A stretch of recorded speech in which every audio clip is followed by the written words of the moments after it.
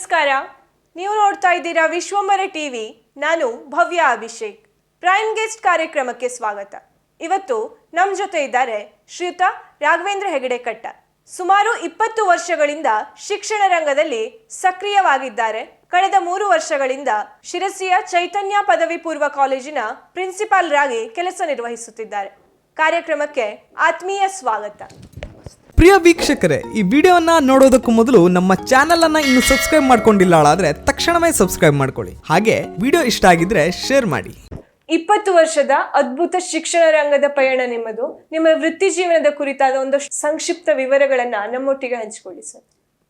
ಶಿಕ್ಷಣದ ಬಗ್ಗೆ ಹೇಳಬೇಕು ಅಂದರೆ ನಂದು ಬೇಸಿಕಲಿ PhD ಮಾಡಿರೋದು. ಬಟ್ ನಾನು ಶಿಕ್ಷಣಕ್ಕೆ ಬರಲಿಕ್ಕೆ ಕಾರಣ ನನಗೆ ಅದರಲ್ಲಿರೋ ಇಂಟ್ರೆಸ್ಟ್.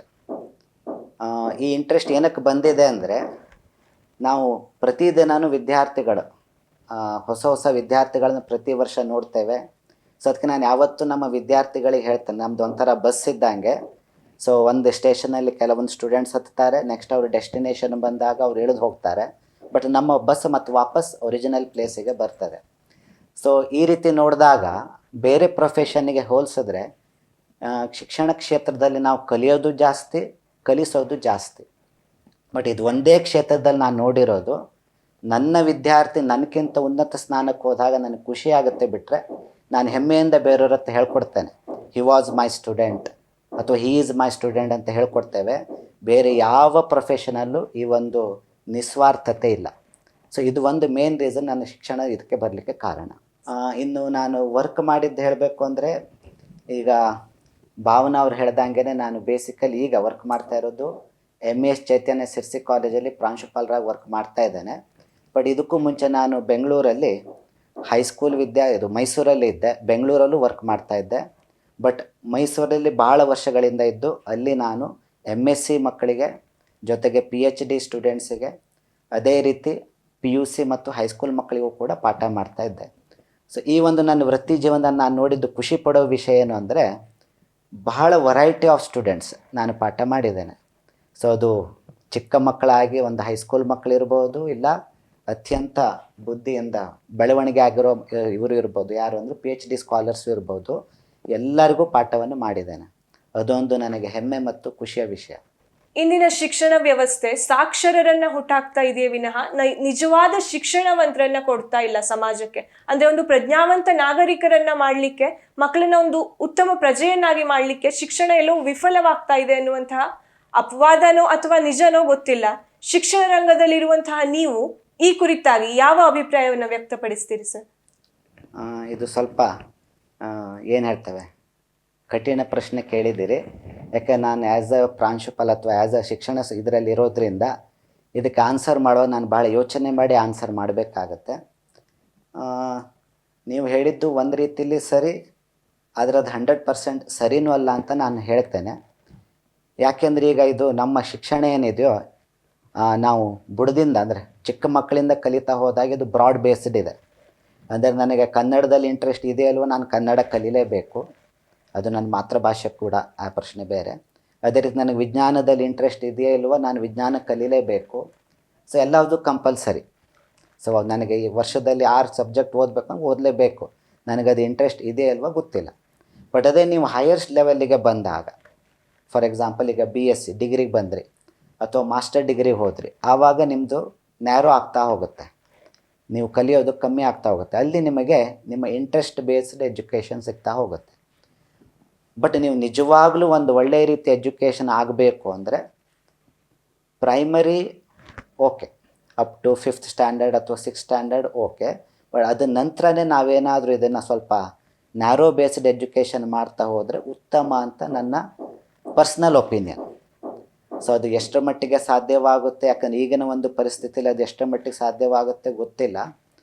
ಬಟ್ ಅದು ಮಾಡಿದರೆ ಉತ್ತಮ ಅಂತ ನನ್ನ ಅನಿಸಿಕೆ. ಇನ್ನೊಂದು ಅಂದರೆ, ನಮ್ಮ ಎಜುಕೇಷನ್ ಹೇಗಿದೆ ಅಂದರೆ, ಪಾಲಕರಿಂದ ಹಿಡಿದು ಶಿಕ್ಷಣ ಸಂಸ್ಥೆಯಿಂದ ಹಿಡಿದು ಟೀಚರ್ಸ್ ಆದ ನಾವು ಬಂತು ಮಕ್ಕಳಿಗೆ ಪಾಠ ಮಾಡುವಾಗ ಹೇಳ್ತೇವೆ, ನೀವು ಒಳ್ಳೆ ಮಾರ್ಕ್ಸ್ ತೊಗೋಬೇಕು, ಒಳ್ಳೆ ಸ್ಕೋರ್ ಮಾಡಬೇಕು, ಅದಕ್ಕೆ ನೀವು ಈ ಥರ ಓದಬೇಕು ಅಂತ ಹೇಳ್ಕೊಡ್ತೇವೆ. ಅದು ನನ್ನ ಅನಿಸಿಕೆಯಲ್ಲಿ ತಪ್ಪು. ಈಗ ಬಹಳ ಮಂದಿಗೆ ಇದಕ್ಕೆ ಆಶ್ಚರ್ಯ ಆಗ್ಬೋದು, ಏನು ಹೀಗೆ ಹೇಳ್ತಾ ಇದ್ದಾರೆ, ಬಟ್ ಇದು ಸತ್ಯ, ಅದು ತಪ್ಪು. ಯಾಕೆಂದ್ರೆ ನಾವು ಕಾಂಪಿಟೇಷನಿಗೆ ಅಂತ ಮಕ್ಕಳಿಗೆ ಓದಲಿಕ್ಕೆ ಹೇಳಲೇಬಾರ್ದು. ನಾವು ಏನೇ ಇದ್ದರೂ ಓದಲಿಕ್ಕೆ ಹೇಳೋದು ನಾಲೆಜ್ ಬೇಸ್ಡ್ ಎಜುಕೇಷನ್ ಇರಬೇಕು. ಸೊ ಯಾಕೆಂದರೆ ನಾವು ಒಂದು ಒಳ್ಳೆಯ ರೀತಿ ನಾಲೆಜನ್ನು ಪಡ್ಕೊಂಡಾಗ, ಒಂದು ಸಬ್ಜೆಕ್ಟಲ್ಲಿ ಒಳ್ಳೆ ನಾಲೆಜ್ ತೊಗೊಂಡಾಗ, ಸೊ ಅದನ್ನು ನಾವು ಎಕ್ಸಾಮಿಗೆ ಫೇಸ್ ಮಾಡೋದು ನಮಗೆ ಕಷ್ಟ ಆಗಲ್ಲ. ಬಟ್ ನಾವು ಎಕ್ಸಾಮಿಗೆ ಅಂತಲೇ ಓದಿಬಿಟ್ರೆ ಮುಂದೆ ನಾವು ಹೊರಗಿನ ಜಗತ್ತಿಗೆ ಹೋದಾಗ ಅಲ್ಲಿ ಫೇಸ್ ಮಾಡೋದು ಕಷ್ಟ ಆಗುತ್ತೆ. ಸೊ ಈ ವಿಷಯದಲ್ಲಿ ನೀವು ಕೇಳಿದ ಕ್ವಶನ್ ಇನ್ನೊಂದು ಆನ್ಸರ್ ಏನು ಅಂದರೆ, ನಮ್ಮ ಶಿಕ್ಷಣ ಪದ್ಧತಿ ಹೇಗಿದೆ ಅಂದರೆ ಎಕ್ಸಾಮ್ ಓರಿಯೆಂಟೆಡ್ ಇದೆ. ಸೊ ಮುಂದೆ ಅದು ಜೀವನಕ್ಕೆ ಅವರಿಗೆ ಎಷ್ಟು ಹೆಲ್ಪ್ ಆಗುತ್ತೆ, ಹೊರಗಡೆ ಹೋದ್ಮೇಲೆ ಹೇಗೆ, ಅದಕ್ಕೆ ಓರಿಯೆಂಟೆಡ್ ಇಲ್ಲ. ಇದಕ್ಕೆ ನಾನು ಒಂದು ಸಿಂಪಲ್ ಎಕ್ಸಾಂಪಲ್ ಹೇಳಬೇಕು ಅಂದರೆ, ಈಗ ನಾನು ಮೈಸೂರಲ್ಲಿ 20 ವರ್ಷ ಇದ್ದೆ ಅಂತ ಹೇಳಿದೆ. ಅಲ್ಲಿ ಟಾಂಗ ಅಂತಿರುತ್ತೆ, ಅದಕ್ಕೆ ಕುದುರೆಗೆ ಒಂದು ಸೈಡಿಗೆ ಒಂದು ಪಟ್ಟಿ ಕಟ್ಟಿರ್ತಾರೆ. ಯಾಕಂದರೆ ಅದು ಆ ಕಡೆ ಈ ಕಡೆ ನೋಡಬಾರ್ದು, ಸೀದಾ ನೋಡ್ಕೊಂಡು ಹೋಗಬೇಕು ಅಂತ. ಅದಕ್ಕೆ ನಾನು ಯಾವುದೇ ಹೈಸ್ಕೂಲ್ ಅಥವಾ ಯಾವುದೇ ವಿದ್ಯಾರ್ಥಿಗಳಿಗೆ ಕೇಳೋ ಒಂದು ಕ್ವಶನ್ ಕೇಳ್ತೇನೆ, ಆ ಕುದುರೆನ ನಾವು ಅದೇ ಸ್ಥಿತಿಲಿ ಅಡವಿಗೆ ತೊಗೊಂಡೋಗ್ಬಿಟ್ರೆ ಅದು ಬದುಕುತ್ತಾ? ಸಹಜವಾಗಿ ಬದುಕಲ್ಲ. ಯಾಕೆ ಅಂದರೆ ಯಾವುದೋ ಹುಲಿನೋ ಚಿರತೆನೋ ಯಾವುದೋ ಅದನ್ನು ಈಸಿಯಾಗಿ ಬೇಟಾಡ್ಬಿಡ್ತದೆ. ಅದಕ್ಕೆ ಅಂದ್ರೆ ಸೈಡಿಂದ ಕಾಣೋದೇ ಇಲ್ಲ. ಅದೇ ಅಡವಿಯಲ್ಲಿರೋ ಕುದುರೆ ಆದರೆ ಅದರದ್ದು ವ್ಯೂ ಬ್ರಾಡ್ ಇರ್ತದೆ, ಆ ಕಡೆ ಈ ಕಡೆ ನೋಡ್ಬೋದು. ಸೊ ಯಾರು ತನ್ನತ್ತ ಬರ್ತಿದ್ದಾರೆ ಅದನ್ನು ತಪ್ಪಿಸ್ಕೊಂಡು ಅದು ಹೋಗ್ಬೋದು. ಸೊ ಇದು ಜೀವನ ಅನ್ನೋದು ಅಡವಿ ಇದ್ದಾಗೆ. ನಾವು ಪ್ಲ್ಯಾನ್ ಮಾಡ್ದಂಗೆ ಇರಬೇಕು ಅಂತಿಲ್ಲ. ಸಡನ್ನಾಗಿ ಏನೋ ಒಂದು ಪರಿಸ್ಥಿತಿ ಬರ್ಬೋದು, ಏನೋ ಒಂದು ಇದಾಗ್ಬೋದು. ಅದನ್ನೆಲ್ಲ ನಾವು ಎದುರಿಸಬೇಕು ಅಂದರೆ ಈ ನಾಲೆಜ್ ಬೇಸ್ಡ್ ಎಜುಕೇಷನ್ನೇ ಬೇಕು. ಅದಕ್ಕೆ ನಾನು ಯಾವತ್ತೂ ನನ್ನ ವಿದ್ಯಾರ್ಥಿಗೆ ಹೇಳೋದು ಅಂದರೆ ತಲೆಗೆ ಬೆಲೆ. ಅಂದರೆ ತಲೆ ಅಂದರೆ ಬರೀ ತಲೆ ಅಲ್ಲ, ನಾಲೆಜ್. ಇನ್ಮೇಲೆ ನೀವು ಬೇಕಾದರೆ ನೀವು ಅಬ್ಸರ್ವ್ ಮಾಡ್ಬೋದು, knowledge is going to rule the world. ಅದು ಮಾತ್ರ ಅಕ್ಷರಶಃ ಸತ್ಯ. ಇನ್ನು ನಮ್ಮ ಪಾಲಕರ ಮನಸ್ಥಿತಿ ಬಗ್ಗೆ ನಾನು ಕೇಳಲೇಬೇಕು. ಮಕ್ಕಳು ಕಡಿಮೆ ಸ್ಕೋರ್ ತಗೊಂಡ್ರೆ ಅಥವಾ ಬೇಕಾದ ರ್ಯಾಂಕ್ ಬಂದಿಲ್ಲ ಅಂದ್ರೆ ನೇರವಾದ ಅವರ ಟೀಕೆ ಶಿಕ್ಷಣ ಸಂಸ್ಥೆ ಮೇಲೆ ಅಥವಾ ಶಿಕ್ಷಕರ ಮೇಲೆ. ತಮ್ಮ ಮಕ್ಕಳು ಎಷ್ಟು ಓದಿದ್ದಾರೆ, ತಮ್ಮಿಂದ ಎಷ್ಟು ಎಫರ್ಟ್ ಆಗಿದೆ, ಇಲ್ಲ ಅದು ಯಾವುದು ಕನ್ಸಿಡರ್ ಆಗಲ್ಲ. ಕೇವಲ ಶಿಕ್ಷಕರ ಮೇಲೆ, ಶಿಕ್ಷಣ ಸಂಸ್ಥೆಗಳ ಮೇಲೆ ಒಂದಷ್ಟು ಟೀಕೆಗಳು ಬರ್ತದೆ. ಎಲ್ಲ ಪಾಲಕರು ಹಾಗಿದ್ದಾರೆ ಅಂತ ಖಂಡಿತ ಹೇಳಲ್ಲ, ಎಲ್ಲೋ ಒಂದಷ್ಟು ಗುಂಪು ಆ ಥರ ಇದೆ. ಪಾಲಕರ ಮನಸ್ಥಿತಿ ಯಾವ ರೀತಿ ಇರಬೇಕು? ಮಕ್ಕಳನ್ನ ಸ್ಕೂಲಿಗೆ ಕಳಿಸ್ಬೇಕಿದ್ರೆ ಪಾಲಕರು ಯಾವ ಮನಸ್ಥಿತಿಯಲ್ಲಿರಬೇಕು? ಓಕೆ, ಇದು ಇನ್ನೊಂದು ಸ್ವಲ್ಪ ಕಷ್ಟದ ಪ್ರಶ್ನೆ. ಯಾಕೆ ನಾನು ಪಾಲಕನೇ. ಇನ್ಫ್ಯಾಕ್ಟ್ ನನ್ನ ಮಗ ನಂದೇ ಸ್ಟೂಡೆಂಟ್ ಆಗಿದ್ದ. ಸೊ ಇದರಲ್ಲಿ ನಾನು ಬರೋದೇನು ಅಂದರೆ, ಈಗ ಫಾರ್ ಎಕ್ಸಾಂಪಲ್ ನಮ್ಮ ಮನಸ್ಸು ಏನಿದೆಯೋ ಅದೇ ನಮಗೆ ಸಂಸ್ಕಾರವನ್ನು ಕೊಡೋದು. ಮತ್ತು ನಮ್ಮ ಮನಸ್ಸಿಗೆ ನಾವೇನನ್ನು ನೋಡ್ತೇವೋ ಅದು ಚಿತ್ರಣವಾಗಿ ಬರ್ತಾ ಹೋಗುತ್ತೆ. ಸೊ ಈ ಒಂದು ಇದರಲ್ಲಿ ಇದನ್ನು ನಾನು ಹೇಳ್ತಾ ಇರೋದು ಒಂದು ಪುಸ್ತಕ ಇದೆ, ಒಳ್ಳೆಯ ಪುಸ್ತಕ, ಅದು ಬದುಕಲು ಕಲಿಯಿರಿ ಅಂತ. ಆ ಪುಸ್ತಕದಲ್ಲಿ ಇದು ನಿಜ ಕೂಡ. ನಾವು ನಮ್ಮ ಮನಸ್ಸನ್ನು ಏನು ನಾವು ನೋಡ್ತೇವೋ ಅದನ್ನು ಚಿತ್ರಣ ರೂಪದಲ್ಲಿ ರೂಪಿಸ್ಕೋತಾ ಹೋಗ್ತೇವೆ. ಸೊ ಅದನ್ನೇ ನಮ್ಮ ಮುಂದೆ ಗುಣಗಳು ಅದೇನು ಅಳವಡಿಸ್ಕೊಳ್ತಾ ಹೋಗ್ತೇವೆ. ಅದನ್ನು ನಾವು ಸಂಸ್ಕಾರ ಅಂತ ಹೇಳ್ತೇವೆ. ಈಗ ಆ್ಯಸ್ ಅ ಪೇರೆಂಟ್, ಈಗ ನಾನೇ ಕೂಡ ಮನೆಗೆ ಬಂದು ನನ್ನ ಮಗ ಯಾವುದೋ ಒಂದು ಟೀಚರ್ ಬಗ್ಗೆ ಏನೋ ಒಂದು ಹೇಳ್ತಾನೆ, ನಾನು ಅದನ್ನು ಎಂಟರ್ಟೈನ್ ಮಾಡಬಾರ್ದು. ನಿಜವಾಗ್ಲೂ ಅದನ್ನು ಎಂಟರ್ಟೈನ್ ಮಾಡಬಾರ್ದು. ಸತ್ಯಾಂಶ ನಮಗೆ ಗೊತ್ತಿದೆಯೋ ಅಥವಾ ಅದೇನು ಅಂತ ನಮಗೆ ಗೊತ್ತಿರಲ್ಲ, ಆದರೂ ಕೂಡ ಅದನ್ನು ನಾವು ಎಂಟರ್ಟೈನ್ ಮಾಡಬಾರ್ದು. ಯಾಕಂದರೆ ಅವ್ರು ಬಂದು ಹೇಳ್ಬೋದು, ನಮಗೆ ಈ ಕ್ಲಾಸ್ ಅರ್ಥ ಆಗ್ತಾ ಇಲ್ಲ, ಇದು ಸರಿ ಆಗ್ತಾ ಇಲ್ಲ. ಯಾಕೆಂದರೆ ಮನುಷ್ಯನಿಗೆ 5 ಬೆರಳುಗಳಿದೆ, ಎಲ್ಲ ಬೆರಳು ಒಂದೇ ರೀತಿ ಇಲ್ಲ. ಈಗ ಫಾರ್ ಎಕ್ಸಾಂಪಲ್ ನಾನು ಕೆಮಿಸ್ಟ್ರಿ ಪಾಠ ಮಾಡೋದು, ಜೊತೆಗೆ ಬಯಾಲಜಿನೂ ಸ್ವಲ್ಪ ಹೇಳ್ಕೊಡ್ತೇನೆ. ಸೊ ಈಗ ನಾನು ಪಾಠ ಮಾಡುವಾಗ ನನ್ನ ವಿದ್ಯಾರ್ಥಿಗಳು, ಈಗ 60 ಜನ ಸ್ಟೂಡೆಂಟ್ಸ್ ಇದ್ದಾರೆ ಅಂದರೆ ಎಲ್ಲರಿಗೂ ನಾನು ಪಾಠ ಮಾಡೋದು ಅರ್ಥ ಆಗಬೇಕು ಅಂತ ಇಲ್ಲ, ಅದು ಕಂಪಲ್ಸರಿ ಏನಿಲ್ಲ. ಯಾಕಂದರೆ 5 ಬೆರಳು ಒಂದೇ ರೀತಿ ಇಲ್ಲ. ಈಗ ಯಾರಿಗೆ ಆ ಪಾಠ ಅರ್ಥ ಆಗಲ್ಲ ಅವ್ನ ಮನೆಗೆ ಹೋಗಿ ಹೇಳ್ಬೋದು, ಸರ್ ಅದು ಏನು ಹೇಳ್ತಾರೆ ಅಂತಲೇ ನಮಗೆ ಅರ್ಥ ಆಗಲ್ಲ ಅಂತ. ಸೊ ಅದೇ ರೀತಿ ಇನ್ನೊಂದು ವಿದ್ಯಾರ್ಥಿ ಅವ್ರ ಮನೆಗೆ ಹೋಗಿ ಹೇಳ್ಬೋದು, ಸರ್ ಸೂಪರ್, ಭಾಳ ಚೆನ್ನಾಗಿ ಪಾಠ ಮಾಡ್ತಾರೆ ಅಂತ. ಈಗ ಒಬ್ಬೊಬ್ಬರದು ಒಂದೊಂದು ರೀತಿ ಅಭಿಪ್ರಾಯ ಇರುತ್ತೆ. ಸೊ ಅದಕ್ಕೆ ನಮ್ಮ ಮಕ್ಕಳ ಮಾತನ್ನು ಕೇಳ್ಕೊಂಡು ನಾವು ಯಾವುದೇ ಟೀಚರ್ಸ್ ಬಗ್ಗೆ ಕಾಮೆಂಟ್ ಮಾಡೋದಾಗಲಿ ಅಥವಾ ಒಂದು ಜಜ್ಮೆಂಟಿಗೆ ಬರೋದಾಗಲಿ ಅದು ಬಹಳ ತಪ್ಪು. ಅದನ್ನು ಕೂಡ ನಾವು ಮಕ್ಕಳ ಎದುರಿಗೆ ಅದನ್ನಂತೂ ಮಾಡಲೇಬಾರ್ದು. ಯಾಕಂದ್ರೆ ಮಕ್ಕಳು ನಮ್ಮನ್ನು ಅಬ್ಸರ್ವ್ ಮಾಡ್ತಾ ಇರ್ತಾರೆ. ಸೊ ಅದನ್ನು ಅಬ್ಸರ್ವ್ ಮಾಡಿದಾಗ ಅದು ಅವರಲ್ಲಿ ಅಳವಡಿಸ್ಕೊಳ್ತಾ ಹೋಗ್ತಾರೆ. ನೆಕ್ಸ್ಟ್ ಅವರು ಕೂಡ ಅದನ್ನೇ ಬೇರೆಯವ್ರ ಬಗ್ಗೆ ಕಾಮೆಂಟ್ ಮಾಡೋದು, ಅದೆಲ್ಲ ಅವರು ಕೂಡ ಅಳವಡಿಸ್ಕೊಂಡಾಗ ಅದು ಒಳ್ಳೆಯ ಗುಣ ಅಲ್ಲ. ನಾವು ಯಾರ ಬಗ್ಗೂ ಕಾಮೆಂಟ್ ಮಾಡಬಾರ್ದು, ಅಭಿಪ್ರಾಯಗಳನ್ನು ಹೇಳಿ, ನಿಮ್ಮ ಅನಿಸಿಕೆಗಳನ್ನು ಒಂದು ಸತಿ ಹೇಳಿ ಮುಗೀತು. ಸೊ ಅದನ್ನು ಪದೇ ಪದೇ ಕಾಮೆಂಟ್ ಮಾಡ್ತಾ ಇರೋದು ಒಳ್ಳೆಯದಲ್ಲ. ಅದೇ ರೀತಿ ಈಗ ಪಾಲಕರು, ನಾನೀಗ ಹೇಳಿದೆ, ಇದರ ಮುಂಚಿನ ಕ್ವಶನಲ್ಲೂ ಹೇಳಿದ್ದೆ, ಕಾಂಪಿಟೇಷನ್ ಬೇಸ್ಡ್ ಎಜುಕೇಷನ್ ಅಂತ ಹೇಳಿದೆ. ಸೊ ಅದೇ ರೀತಿ ನಮ್ಮ ಪಾಲಕರ ಮನಸ್ಥಿತಿನೂ ಹಾಗೆ ಆಗಿಬಿಟ್ಟಿದೆ. ಈಗ ಫಾರ್ ಎಕ್ಸಾಂಪಲ್ ನಾನು ಸೈನ್ಸಿಗೆ ಈಗ ಅಡ್ಮಿಷನ್ನಿಗೆ ಬಂದವರೆಲ್ಲ ನಿಮ್ಮಲ್ಲಿ JE ಕೋಚಿಂಗ್ ಇದೆಯಾ ಅಥವಾ ನೀಟ್ ಕೋಚಿಂಗ್ ಇದೆಯಾ, CET ಕೋಚಿಂಗ್ ಇದೆಯಾ ಅಂತಲೇ ಕೇಳ್ತಾರೆ. ಒಪ್ಕೊಂಡೆ, ತಪ್ಪು ಕ್ವಶನ್ ಅಲ್ಲ, ಸರಿಯಾದ ಕ್ವಶನ್ನೇ ಇದೆ. ಬಟ್ ನಾವು ನೆಕ್ಸ್ಟ್ ವಿದ್ಯಾರ್ಥಿಗಳನ್ನು ನೋಡಿದಾಗ ಅನಿಸುತ್ತೆ ಅವನಿಗೆ ಆ ಒಂದು ಇದರಲ್ಲಿ ಇಂಟ್ರೆಸ್ಟೇ ಇಲ್ಲ, ಅವನಿಗೆ ಸ್ವಲ್ಪನೂ ಇಂಟ್ರೆಸ್ಟ್ ಇಲ್ಲ. ನಾನು ಒಟ್ಟು ಸೈನ್ಸ್ ಮಾಡಬೇಕು, ಮುಂದೆ ರಿಸರ್ಚ್ ಫೀಲ್ಡಿಗೂ ಅಥವಾ ತನ್ನದೇ ಆದ ಒಂದು ಇದನ್ನು ಮಾಡ್ಕೋಬೇಕು, ಅವನಿಗೆ ಅದೇನು ಪ್ಲ್ಯಾನೇ ಇರೋಲ್ಲ. ಸೊ ಅಂಥ ಒಂದು ವಿದ್ಯಾರ್ಥಿಗೆ ನೀವು ಅವನ ಎದುರಿಗೆ ನನಗೆ ಕೇಳ್ತಾ ಇರ್ತೀರಿ, ನಾವು JE ಕೋಚಿಂಗ್ ಇದೆಯಾ, ನೀಟ್ ಕೋಚಿಂಗ್ ಇದೆಯಾ, CET, ಅವನಿಗೆ ಆವಾಗಲೇ ಅವನಿಗೆ ಹೆದರಿಕೆ ಆಗಲಿ ಶುರು ಆಗ್ಬಿಡ್ತದೆ. ನನ್ನ ತಂದು ಎಲ್ಲಿ ಹಾಕ್ತಾ ಇದ್ದಾರಪ್ಪ ಈ ಪೇರೆಂಟ್ಸ್ ಅಂದ್ಕೊಂಡು. ಇನ್ನೂ ಕೆಲವೊಂದು ಸ್ಥಿತಿಲಿ ನಾನು ನೋಡಿದ್ದೇನೆ, ಮಕ್ಕಳಿಗೆ ಆರ್ಟ್ಸ್ ಅಥವಾ ಕಾಮರ್ಸ್ ಮಾಡಬೇಕು ಅಂತಿರ್ತದೆ, ಬಟ್ ಪೇರೆಂಟ್ಸ್ ಫೋರ್ಸ್ ಮಾಡಿಲ್ಲ ನೀನು ಮೆಡಿಕಲ್ಲೇ ಓದಬೇಕು. ಇದು ನಾನು ನನ್ನ ಸ್ವಂತ ಎಕ್ಸ್ಪೀರಿಯನ್ಸಲ್ಲಿ ಹೇಳ್ತಾ ಇರೋದು. ಇದು ಒಬ್ಬರು ಡಾಕ್ಟರ್, ಸಿರ್ಸಿ ಅಂತಲ್ಲ, ಸೊ ಒಬ್ಬರು ಡಾಕ್ಟರೇ ಇದನ್ನು ಮಾಡಿರೋದು. ತನ್ನ ಮಗ ಕೂಡ ತನ್ನ ಹಂಗೆ ಡಾಕ್ಟರ್ ಆಗಬೇಕು, ಸೊ ಅವನು ನೀಟ್ ಎಕ್ಸಾಮ್ ಬರೀಲೇಬೇಕು ಅಂತ ಫೋರ್ಸ್ ಮಾಡಿ ಅಡ್ಮಿಷನಿಗೆ ಹಾಕಿದ್ದಾರೆ. ಸೊ ಅದು ಫಸ್ಟ್ ಇಯರ್ ನಾನು ಪದೇ ಪದೇ ಹೇಳಿದ್ದೆ, ನೋಡಿ ಮಗನಿಗೆ ಇಂಟ್ರೆಸ್ಟ್ ಇಲ್ಲ ಕೇಳ್ಕೊಳ್ಳಿ ಅಂತ ಹೇಳಿದಾಗ ಕೂಡ ಅವರು ಅವನಿಗೆ ಅದು ಸೈನ್ಸಿಗೆ ಅಡ್ಮಿಷನ್ ಮಾಡಿಸಿ ಅದು ಬಯಾಲಜಿಗೆ ಮಾಡಿಸಿದ್ರು. ಸೊ ಫಸ್ಟ್ ನೀವು ನಂಬ್ತಿರಲ್ಲ, ಫಸ್ಟ್ ಇಯರಲ್ಲಿ ಅವನು ಫೇಲ್. ಬಟ್ ಬ್ಲೇಮ್ ಯಾರಿಗೆ ಹೋಗುತ್ತೆ ಈಗ? ನೀವು ಟೀಚರ್ಸಿಗೆ ಬ್ಲೇಮ್ ಮಾಡ್ತೀರೋ ಅಥವಾ ಮಗನಿಗೆ ಬ್ಲೇಮ್ ಮಾಡ್ತೀರೋ, ಯಾರಿಗೆ ಬ್ಲೇಮ್ ಮಾಡ್ತೀರಿ? ಸೊ ನಾವು ಬ್ಲೇಮ್ ಮಾಡಬೇಕಾಗಿರೋದು ಈ ವಿಷಯದಲ್ಲಿ ಪೇರೆಂಟ್ಸಿಗೆ. ಯಾಕಂದರೆ ಮಗಂದು ತಪ್ಪಿಲ್ಲ, ಟೀಚರ್ಸ್ದು ತಪ್ಪಿಲ್ಲ ಈ ವಿಷಯದಲ್ಲಿ. ಇದು ಬಹಳಷ್ಟು ವಿಷಯಗಳಿದೆ, ಇದು ಕಾಮನ್. ಇದು ನಾನು ಒಂದು ಎಕ್ಸಾಂಪಲ್ ತೊಗೊಂಡು ಹೇಳಿರೋದು. ಇದೇ ರೀತಿ ಬಹಳಷ್ಟು ವಿಷಯಗಳಲ್ಲಿ ನಾನು ನೋಡಿದ ಹಾಗೆ 70% ಪೇರೆಂಟ್ಸ್ದು ತಪ್ಪಿರುತ್ತೆ, ಇನ್ನು ಸ್ವಲ್ಪ ಮಟ್ಟಿಗೆ ಮಕ್ಕಳದು ತಪ್ಪು ಇರಬಹುದು. ಬಟ್ ಪೇರೆಂಟ್ಸ್ ಆದ ನಾವು ನಮ್ಮ ಮಕ್ಕಳಲ್ಲಿ ಯಾವುದು ಟ್ಯಾಲೆಂಟ್ ಇದೆ ಅಂತ ನೋಡೋದು ನಮ್ಮ ಕರ್ತವ್ಯ. ಯಾಕಂದ್ರೆ ನಮ್ಮ ಜೊತೆಗೆ ಅವನು ಹುಟ್ಟಿ ಬೆಳೀತಾ ಬೆಳೀತಾ ಇರ್ತಾಳೆ ಅಥವಾ ಬೆಳೀತಾ ಇರ್ತಾನೆ, ಅವನಲ್ಲಿ ಅಥವಾ ಅವಳಲ್ಲಿ ಏನು ಟ್ಯಾಲೆಂಟ್ ಇದೆ ಅಂತ ನೋಡಿಕೊಂಡು ಅವನಿಗೆ ಏನು ಅಥವಾ ಅವಳಿಗೆ ಏನು ಇಂಟ್ರೆಸ್ಟ್ ಇದೆ ಅದರಲ್ಲಿ ನಾವು ಮುಂದೆ ಹೋಗ್ಲಿಕ್ಕೆ ಬಿಡಬೇಕು, ಬಿಟ್ಟು ನಮ್ಮ ಒಂದು ಆಸೆನ ಅವ್ರ ಮೇಲೆ ಹೇರಬಾರ್ದು, ಅದು ತಪ್ಪು. ಸೊ ಇದು ಒಂದಾದರೆ, ಸೊ ಇದರಿಂದ ನಾನು ಶಾರ್ಟ್ಕಟ್ಟಲ್ಲಿ ಹೇಳೋದೇನು ಅಂದರೆ, ಮಕ್ಕಳ ಎದುರಿಗೆ ಬೇರೆಯವ್ರ ಬಗ್ಗೆ ಕಾಮೆಂಟು, ಅದು ಟೀಚರ್ಸ್ ಆದರೂ ಆಗಲಿ ಯಾರೇ ಆಗಲಿ. ಇನ್ನೊಂದೇನು ಅಂದರೆ ರೆಸ್ಪೆಕ್ಟ್. ಈಗಿನ ಮಕ್ಕಳಲ್ಲಿ ಅದು ಬಹಳ ಕಮ್ಮಿ ಆಗಿದೆ. ಒಂದು ರೀಸನ್ನು ಮನೆಯಲ್ಲೇ ಇರ್ಬೋದು, ಯಾಕಂದರೆ ಮುಂಚೆಯಿಂದಾನು ನಾವು ಹೇಳ್ಕೊಳ್ತಾ ಬಂದಿದ್ದೇವೆ, ಮನೆಯೇ ಮೊದಲ ಪಾಠಶಾಲೆ ಅಂತ ಹೇಳ್ತೇವೆ. ಸೊ ಆದ್ದರಿಂದ ಇದೆಲ್ಲ ಒಂದು ಸ್ವಭಾವಗಳು ನಾವೀಗ ಮಕ್ಕಳಿಗೆ ರೋಲ್ ಮಾಡೆಲ್ ಆಗಬೇಕು ಅಂದರೆ ನಮ್ಮಲ್ಲಿ ಈ ಗುಣಗಳು ಫಸ್ಟ್ ಇರಬೇಕು. ಬೇರೆಯವ್ರ ಬಗ್ಗೆ ಹೇಳೋಕ್ಕಿಂತ ಮುಂಚೆ ನಮ್ಮಲ್ಲಿ ಈ ಗುಣಗಳು ಇರಬೇಕು. ಬೇರೆಯವ್ರ ಬಗ್ಗೆ ಕಾಮೆಂಟ್ ಮಾಡೋದು ಅಥವಾ ಹಿರಿಯವ್ರ ಬಗ್ಗೆ ರೆಸ್ಪೆಕ್ಟ್ ಕೊಡದೇ ಇರೋದು, ಅದೆಲ್ಲ ನಾವು ರೂಢಿಸ್ಕೊಂಡಿದ್ರೆ ನಮ್ಮ ಮಕ್ಕಳಿಗೆ 100% ಬಂದೇ ಬರ್ತದೆ. ಯಾಕಂದರೆ ಅವ್ರು ನಮ್ಮನ್ನು ಹುಟ್ಟಿದಾಗಿಂದ ಒಬ್ಸರ್ವ್ ಮಾಡ್ತಾನೆ ನಮಗೇನು ಅನ್ಕೋತೇವೆ, ಇನ್ನೂ ಅವನೇನು ನೋಡ್ತಾ ಇಲ್ಲ, ಒಬ್ಸರ್ವ್ ಮಾಡ್ತಾ ಇಲ್ಲ ಅಂತ ನಾವು ಅನ್ಕೋತೇವೆ. ಹಾಗಿಲ್ಲ, ಕಣ್ಣುಗಳು ನೋಡ್ತಾ ಇರ್ತದೆ, ಅದು ಮೆದುಳು ರೆಕಾರ್ಡ್ ಮಾಡ್ಕೊಳ್ತಾ ಇರ್ತದೆ, ಅದೇ ಮನಸ್ಸು. ಸೊ ಅವರ ಮನಸ್ಥಿತಿ ಕೂಡ ಅದೇ ರೀತಿ ಆಗುತ್ತೆ. ಸೊ ಆದ್ದರಿಂದ ಮಕ್ಕಳಿಗೆ ಫೋರ್ಸ್ ಮಾಡೋದಾದರೂ ಆಗಲಿ ಅಥವಾ ಕಾಂಪಿಟೇಷನಿಗೆ ತಳ್ಳೋದು ಅದು ತಪ್ಪು. ಇನ್ನೊಂದು ಭಯಂಕರವಾದ ಒಂದು ಅಪರಾಧ ಅಂತಲೇ ನಾನು ಹೇಳ್ತೇನೆ, ಕಂಪ್ಯಾರಿಸನ್. ಈಗ ಮನೆಯಲ್ಲಿ ಅಕ್ಕ ತಮ್ಮ ಅಥವಾ ಅಣ್ಣ ತಂಗಿ ಯಾರೋ ಇರ್ತಾರೆ, ಸೊ ಅವರಿಬ್ಬರ ನಡುವೆ ಕಂಪೇರ್ ಮಾಡೋದು. ನೋಡು ಅಣ್ಣ ರ್ಯಾಂಕ್ ಬಂದ, ನೀನು ಬರ್ತಾ ಇಲ್ಲ. ಅಥವಾ ಒಂದು ಕಾಲೇಜ್ ಅಥವಾ ಸ್ಕೂಲ್ಗಳಲ್ಲಿ ನೋಡು ಅವಳು ಅಥವಾ ಅವನು ರ್ಯಾಂಕ್ ಬರ್ತಾ, ನಿನ್ನ ಹತ್ರ ಆಗ್ತಾ ಇಲ್ಲ, ಅದು ತಪ್ಪು. ಈಗ ನಿಮ್ಮ ಮಕ್ಕಳು ಬಂದು ನಿಮ್ಮನ್ನು ಬೇರೆ ಪೇರೆಂಟ್ ಜೊತೆ ಕಂಪೇರ್ ಮಾಡೋದು ನಿಮಗೆ ಹೆಂಗೆ ಅನಿಸುತ್ತೆ? ಯಾಕೆಂದರೆ ಈಗ ನನಗೇನೆ ನನ್ನ ಹತ್ರ ಮರ್ಸಿಡೀಸ್ ಬೆನ್ಸ್ ಕಾರ್ ಇಲ್ಲ ಅಥವಾ ಆಡಿ ಕಾರ್ ಇಲ್ಲ. ಈಗ ನನ್ನ ಮಗ ಬಂದು ಅವ್ರ ಹತ್ರ ಆಡಿ ಕಾರ್ ಇದೆ, ನಿನ್ನ ಹತ್ರ ಇಲ್ಲ ಅಪ್ಪ, ಹಿಂಗಾದ್ರೆ ಹೇಗೆ ಅಂತ ನನಗೆ ಹೆಂಗೆ ಅನಿಸ್ಬೋದು? ಅದಕ್ಕೆ ಕಂಪ್ಯಾರಿಸನ್ ಅನ್ನೋದೇನಿದೆ ಅಲ್ವ, ಅದು ದೊಡ್ಡ ಅಪರಾಧ, ಅದನ್ನು ಮಾಡಲೇಬಾರ್ದು.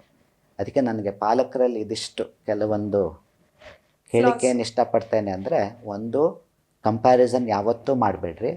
ಮತ್ತು ನಿಮ್ಮ ಮಕ್ಕಳ ಟ್ಯಾಲೆಂಟನ್ನು ನೀವು ಗುರುತಿಸಿ, ಸೊ ಅದ್ರ ಪ್ರಕಾರ ಅವ್ರಿಗೆ ಏನಾದ್ರು ಇಂಟ್ರೆಸ್ಟ್ ಇದ್ದರೆ ಅದೇ ಫೀಲ್ಡಲ್ಲಿ ಹೋಗ್ಲಿಕ್ಕೆ ಕೊಡಿ.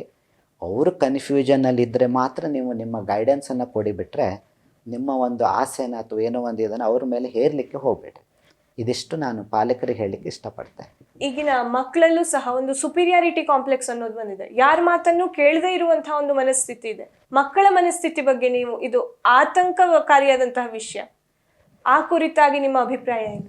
ಹೌದು, ಇದು 100%. ಯಾಕೆಂದರೆ ಈಗ ಏನು ಹೇಳ್ತೇವೆ, ಇಂಟರ್ನೆಟ್ ಕಾಲ, ಮೊಬೈಲ್ ಎಲ್ಲ ಬಂದಿರೋದ್ರಿಂದ ಈಗ ನಾನು ಹೇಳಿದ್ನಲ್ವ, ಈಗ ಮಾತ್ರ ಹೇಳಿದೆ ಕಂಪ್ಯಾರಿಸನ್. ಈಗ ಮಕ್ಕಳು ಕೂಡ ಅದನ್ನೇ ಮಾಡ್ತಾ ಇದ್ದಾರೆ. ಆನ್ಲೈನಲ್ಲಿ ಯಾವುದೋ ಕ್ಲಾಸನ್ನು ನೋಡೋದು. ಸೊ ಅವ್ರು ಹೇಳ್ದಂಗೆ ಈ ಟೀಚರ್ ಹೇಳ್ತಾ ಇಲ್ಲ, ಸೊ ಇವ್ರು ಚೆನ್ನಾಗಿಲ್ಲ, ಅಥವಾ ನನಗೆ ಜಾಸ್ತಿ ಗೊತ್ತಿದೆ, ಈ ಟೀಚರಿಗೆಕ್ಕಿಂತ ನನಗೆ ಜಾಸ್ತಿ ಗೊತ್ತಿದೆ, ಈ ಥರ ಎಲ್ಲ ಭಾವನೆಗಳು ಬರ್ತಾ ಇದೆ.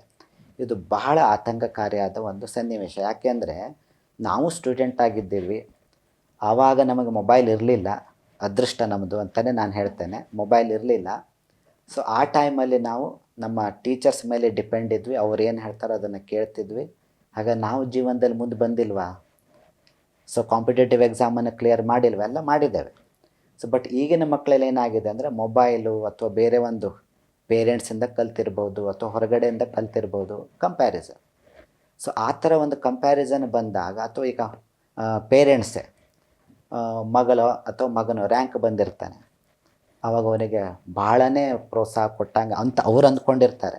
ಬಟ್ ಅವ್ರನ್ನ ಹೊಗಳು ಇಡೋದು, ನಮ್ಮ ಮಗ ಅಥವಾ ಮಗಳು ಎಕ್ಸ್ಟ್ರಾ ಆರ್ಡಿನರಿ, ಒಳ್ಳೆ ರ್ಯಾಂಕ್ ಬಂದಿದ್ದಾಳೆ ಅಥವಾ ಬಂದಿದ್ದಾನೆ, ಸೊ ಭಾಳ ಬ್ರಿಲಿಯಂಟು, ಇದು ಬೇಕಾ? ಅವರ ಪರ್ಫಾರ್ಮೆನ್ಸಿಗೆ ಅವರಿಗೆ ರ್ಯಾಂಕ್ ಬಂದಿದೆ, ಅವ್ರು ಕಷ್ಟಪಟ್ಟಿದ್ದಾರೆ, ರ್ಯಾಂಕ್ ಬಂದಿದೆ, ಒಂದು ಸತಿ ಹೇಳಿ ಮುಗೀತು. ಸೊ ಅದನ್ನು ಪದೇ ಪದೇ ಬಂದವ್ರ ಹತ್ರ ಎಲ್ಲ ಹೇಳ್ತಾ ಹೋಗೋದು. ಆವಾಗ ನ್ಯಾಚುರಲಿ ಆ ಮಕ್ಕಳಿಗೆ ಏನಾಗುತ್ತೆ ಅಂದರೆ, ನಾನು ಭಾಳ ಇಂಟೆಲಿಜೆಂಟ್ ಇದ್ದೇನೆ. So over confidence. So over ಕಾನ್ಫಿಡೆನ್ಸ್ನಷ್ಟು ಡೇಂಜರ್ ಮತ್ತು ಯಾವುದೂ ಇಲ್ಲ. ಸೊ ಅದನ್ನು ಬರಲಿಕ್ಕೂ ಕಾರಣ ಒಂದು ನಮ್ಮ ಸೊಸೈಟಿ, ಇನ್ನೊಂದು ಪೇರೆಂಟ್ಸ್. ಸೊ ಇನ್ನು ಟೀಚರ್ಸು ಅಷ್ಟೇ. ಈಗ ಟೀಚರ್ಸ್ದು ರೋಲ್ ಹೇಳಿಬಿಡ್ತೇನೆ. ಈಗ ಒಂದು ಕ್ಲಾಸ್ ನಡೀತಾ ಇದೆ, ಆ ಕ್ಲಾಸಲ್ಲಿ ರ್ಯಾಂಕ್ ಸ್ಟೂಡೆಂಟು ಇರ್ಬೋದು, ಮೀಡಿಯಮ್ ಸ್ಟೂಡೆಂಟು ಇರ್ತಾನೆ, ಈವನ್ ವೀಕ್ ಸ್ಟೂಡೆಂಟು ಇರ್ತಾನೆ. ಕಂಪೇರ್ ಮಾಡೋದು. ಸೊ ರ್ಯಾಂಕ್ ಸ್ಟೂಡೆಂಟಿಗೆ ತೋರಿಸ್ಕೊಂಡು ಹೇಳೋದು, ನೋಡಪ್ಪ ಅವನು ಎಷ್ಟು ಚೆನ್ನಾಗಿ ಓದ್ಕೊಂಡು ಬಂದಿದ್ದಾನೆ, ನಾವೇ ಪಾಠ ಮಾಡಿರೋದು, ನಿಮ್ಮ ಹತ್ರ ಆಗ್ತಾಯಿಲ್ಲ ಯಾಕೆ? ಬೈವಾಗ. ಎಲ್ಲ ಟೀಚರ್ಸ್ ಹೀಗೆ ಮಾಡ್ತಾರೆ ಅಂತ ನಾನು ಹೇಳಲ್ಲ, ಬಟ್ ಅದು ಮನುಷ್ಯನ ಸ್ವಾಭಾವಿಕ ಸ್ವಭಾವ. ಅದು ಹೇಳುವಾಗ ಕೆಲವೊಬ್ರು ಹೇಳಿಬಿಡ್ತಾರೆ ಅದನ್ನು. ಸೊ ಅದು ದೊಡ್ಡ ತಪ್ಪು. ಯಾಕಂದ್ರೆ ಆ ಬ್ರಿಲಿಯಂಟ್ ಸ್ಟೂಡೆಂಟಿಗೆ ನಾನು ಎಕ್ಸ್ಟ್ರಾ ಆರ್ಡಿನರಿ ಇದೆ ಅಂತ ಬಂದುಬಿಡ್ತದೆ. ಬಟ್ ಒಂದನ್ನು ನೆನ್ಪಿಟ್ಕೊಳ್ಳಿ, ಎಲ್ಲಿ ತನಕ ನಾವು ಮೆಂಟಲಿ ರಿಟಾರ್ಡೆಡ್ ಇಲ್ವ, ಯಾಕಂದರೆ ಮೆಂಟಲಿ ರಿಟಾರ್ಡೆಡ್ ಅನ್ನೋ ಕಂಡೀಷನ್ ಯಾರಿಗೂ ಬರಬಾರ್ದು. ಬಟ್ ಅದು ವಿಧಿಲಿಖಿತ, ಅದು ನಮ್ಮ ಕೈಯಲ್ಲಿಲ್ಲ. ಈಗ ನಮ್ಮದೆಲ್ಲ ಬ್ರೇನು ನಾರ್ಮಲ್ ಇದೆ ಅಂತ ಅಂದಮೇಲೆ ನಮ್ಮ ಬ್ರೇನಲ್ಲಿ ಆ ಕೆಪ್ಯಾಸಿಟಿ ಇದೆ. ಬಟ್ ನಮಗೆ ಅದರಲ್ಲಿ ಇಂಟ್ರೆಸ್ಟ್ ಇಲ್ಲ, ಅದಕ್ಕೆ ನಾವು ಅಷ್ಟು ಮುಂದೆ ಬಂದಿಲ್ಲ ಅಷ್ಟೆ. ಹಾಗಂತ ಆ ದೊಡ್ಡ ವಿದ್ಯಾರ್ಥಿ ಅವನ ಬ್ರೇನ್ ನಾರ್ಮಲ್ ಇದೆ ಅಂದಮೇಲೆ he is also capable. But ಬೇರೆ ಯಾವುದೋ ಫೀಲ್ಡಲ್ಲಿ ಇರ್ಬೋದು, ಅಥವಾ ಆ ಮೂಮೆಂಟಲ್ಲಿ ಅವನಿಗೆ ಇಂಟ್ರೆಸ್ಟ್ ಇಲ್ಲದೆ ಇರ್ಬೋದು. ಈಗ ಫ್ರ್ಯಾಂಕಾಗಿ ಹೇಳಬೇಕು ಅಂದರೆ, ನಾನು ಕೂಡ ರ್ಯಾಂಕ್ ಸ್ಟೂಡೆಂಟ್ ಅಲ್ಲ. ಹಾಗಂತ ನಾನು ಯಾವುದೋ ಮೂಲೆ ಗುಂಪಾಗಿಲ್ಲ. MSc ಮಕ್ಕಳು ಈಗೂ ಫೋನ್ ಮಾಡಿ ಕೇಳ್ಕೊತಾರೆ ಡೌಟ್ಸನ್ನು, PhD ಸ್ಕಾಲರ್ಸ್ ಕೇಳ್ಕೊತಾರೆ. ಸೊ ಹಾಗಂತ ನಾನು ಎಕ್ಸ್ಟ್ರಾ ಆರ್ಡಿನರಿ ಅಂತ ನಾನು ಹೇಳಲ್ಲ. ಯಾಕೆಂದರೆ ಕಲಿಯೋದು ಅನ್ನೋದು ನಿರಂತರ. ನಾನು ಈಗೂ ಸ್ಟೂಡೆಂಟೇ, ಕಲಿತಾನೆ. ಭಾಳಷ್ಟು ಮಂದಿ ನಿಮ್ಮಿಂದ ಕಲಿಬೋದು, ಬೇರೆಯವರಿಂದ ಕಲಿಬೋದು. ಸೊ ಇದು ಎಂಡ್ಲೆಸ್. ಅದಕ್ಕೆ ನಾನು ಗ್ರೇಟ್ ಅನ್ನೋದು ಭಾವನೆ ಮಕ್ಕಳಿಗೆ ಬರಲಿಕ್ಕೆ ಬಿಡಬೇಡಿ. ಅದರಷ್ಟು ಡೇಂಜರ್ ಯಾವುದೂ ಇಲ್ಲ. ಸೊ ಆದ್ದರಿಂದ ಈ ವಿಷಯದಲ್ಲಿ ಮತ್ತೊಂದು ಅಂದರೆ, ಮಕ್ಕಳಲ್ಲಿ, ಈಗಿನ ಮಕ್ಕಳಲ್ಲಿ ಏನಾಗಿದೆ ಅಂದರೆ ಗ್ರ್ಯಾಟಿಟ್ಯೂಡ್. ಈಗ ನಿಜ ಹೇಳಬೇಕು ಅಂದರೆ, ನಾವು ಚಿಕ್ಕಂದಿದ್ದಾಗ ನನಗೆ ತಂದೆಯವ್ರದ್ದು ಭಾಳ ನೆನಪಾಗುತ್ತೆ. ಯಾಕೆ ನಾನು ಸ್ಟೂಡೆಂಟ್ಸಿಗೆ ಇದೆಲ್ಲ ಹೇಳ್ತಾ ಇರ್ತೇನೆ, ಅದರಿಂದ ಆದರೂ ಅವ್ರು ಕಲೀಲಿ ಅಂತ. ಸೊ ಚಿಕ್ಕಂದಿದ್ದು ನಮ್ಮ ಮನೆಗೆ ಯಾರೇ ಬರಲಿ, ಹಿರಿಯವರು ಬಂದರೆ ಅವ್ರು ಹೋಗುವಾಗ ಕಾಲು ಮುಗಿತು. ಸೊ ಅದಾಗಿಲ್ಲ ಅಂದರೆ ತಂದೆಯವರು ಬೈತಿದ್ರು, ಒಮ್ಮೊಮ್ಮೆ ಹೊಡ್ತಾ ತಿಂದಿದ್ದು ಇದೆ.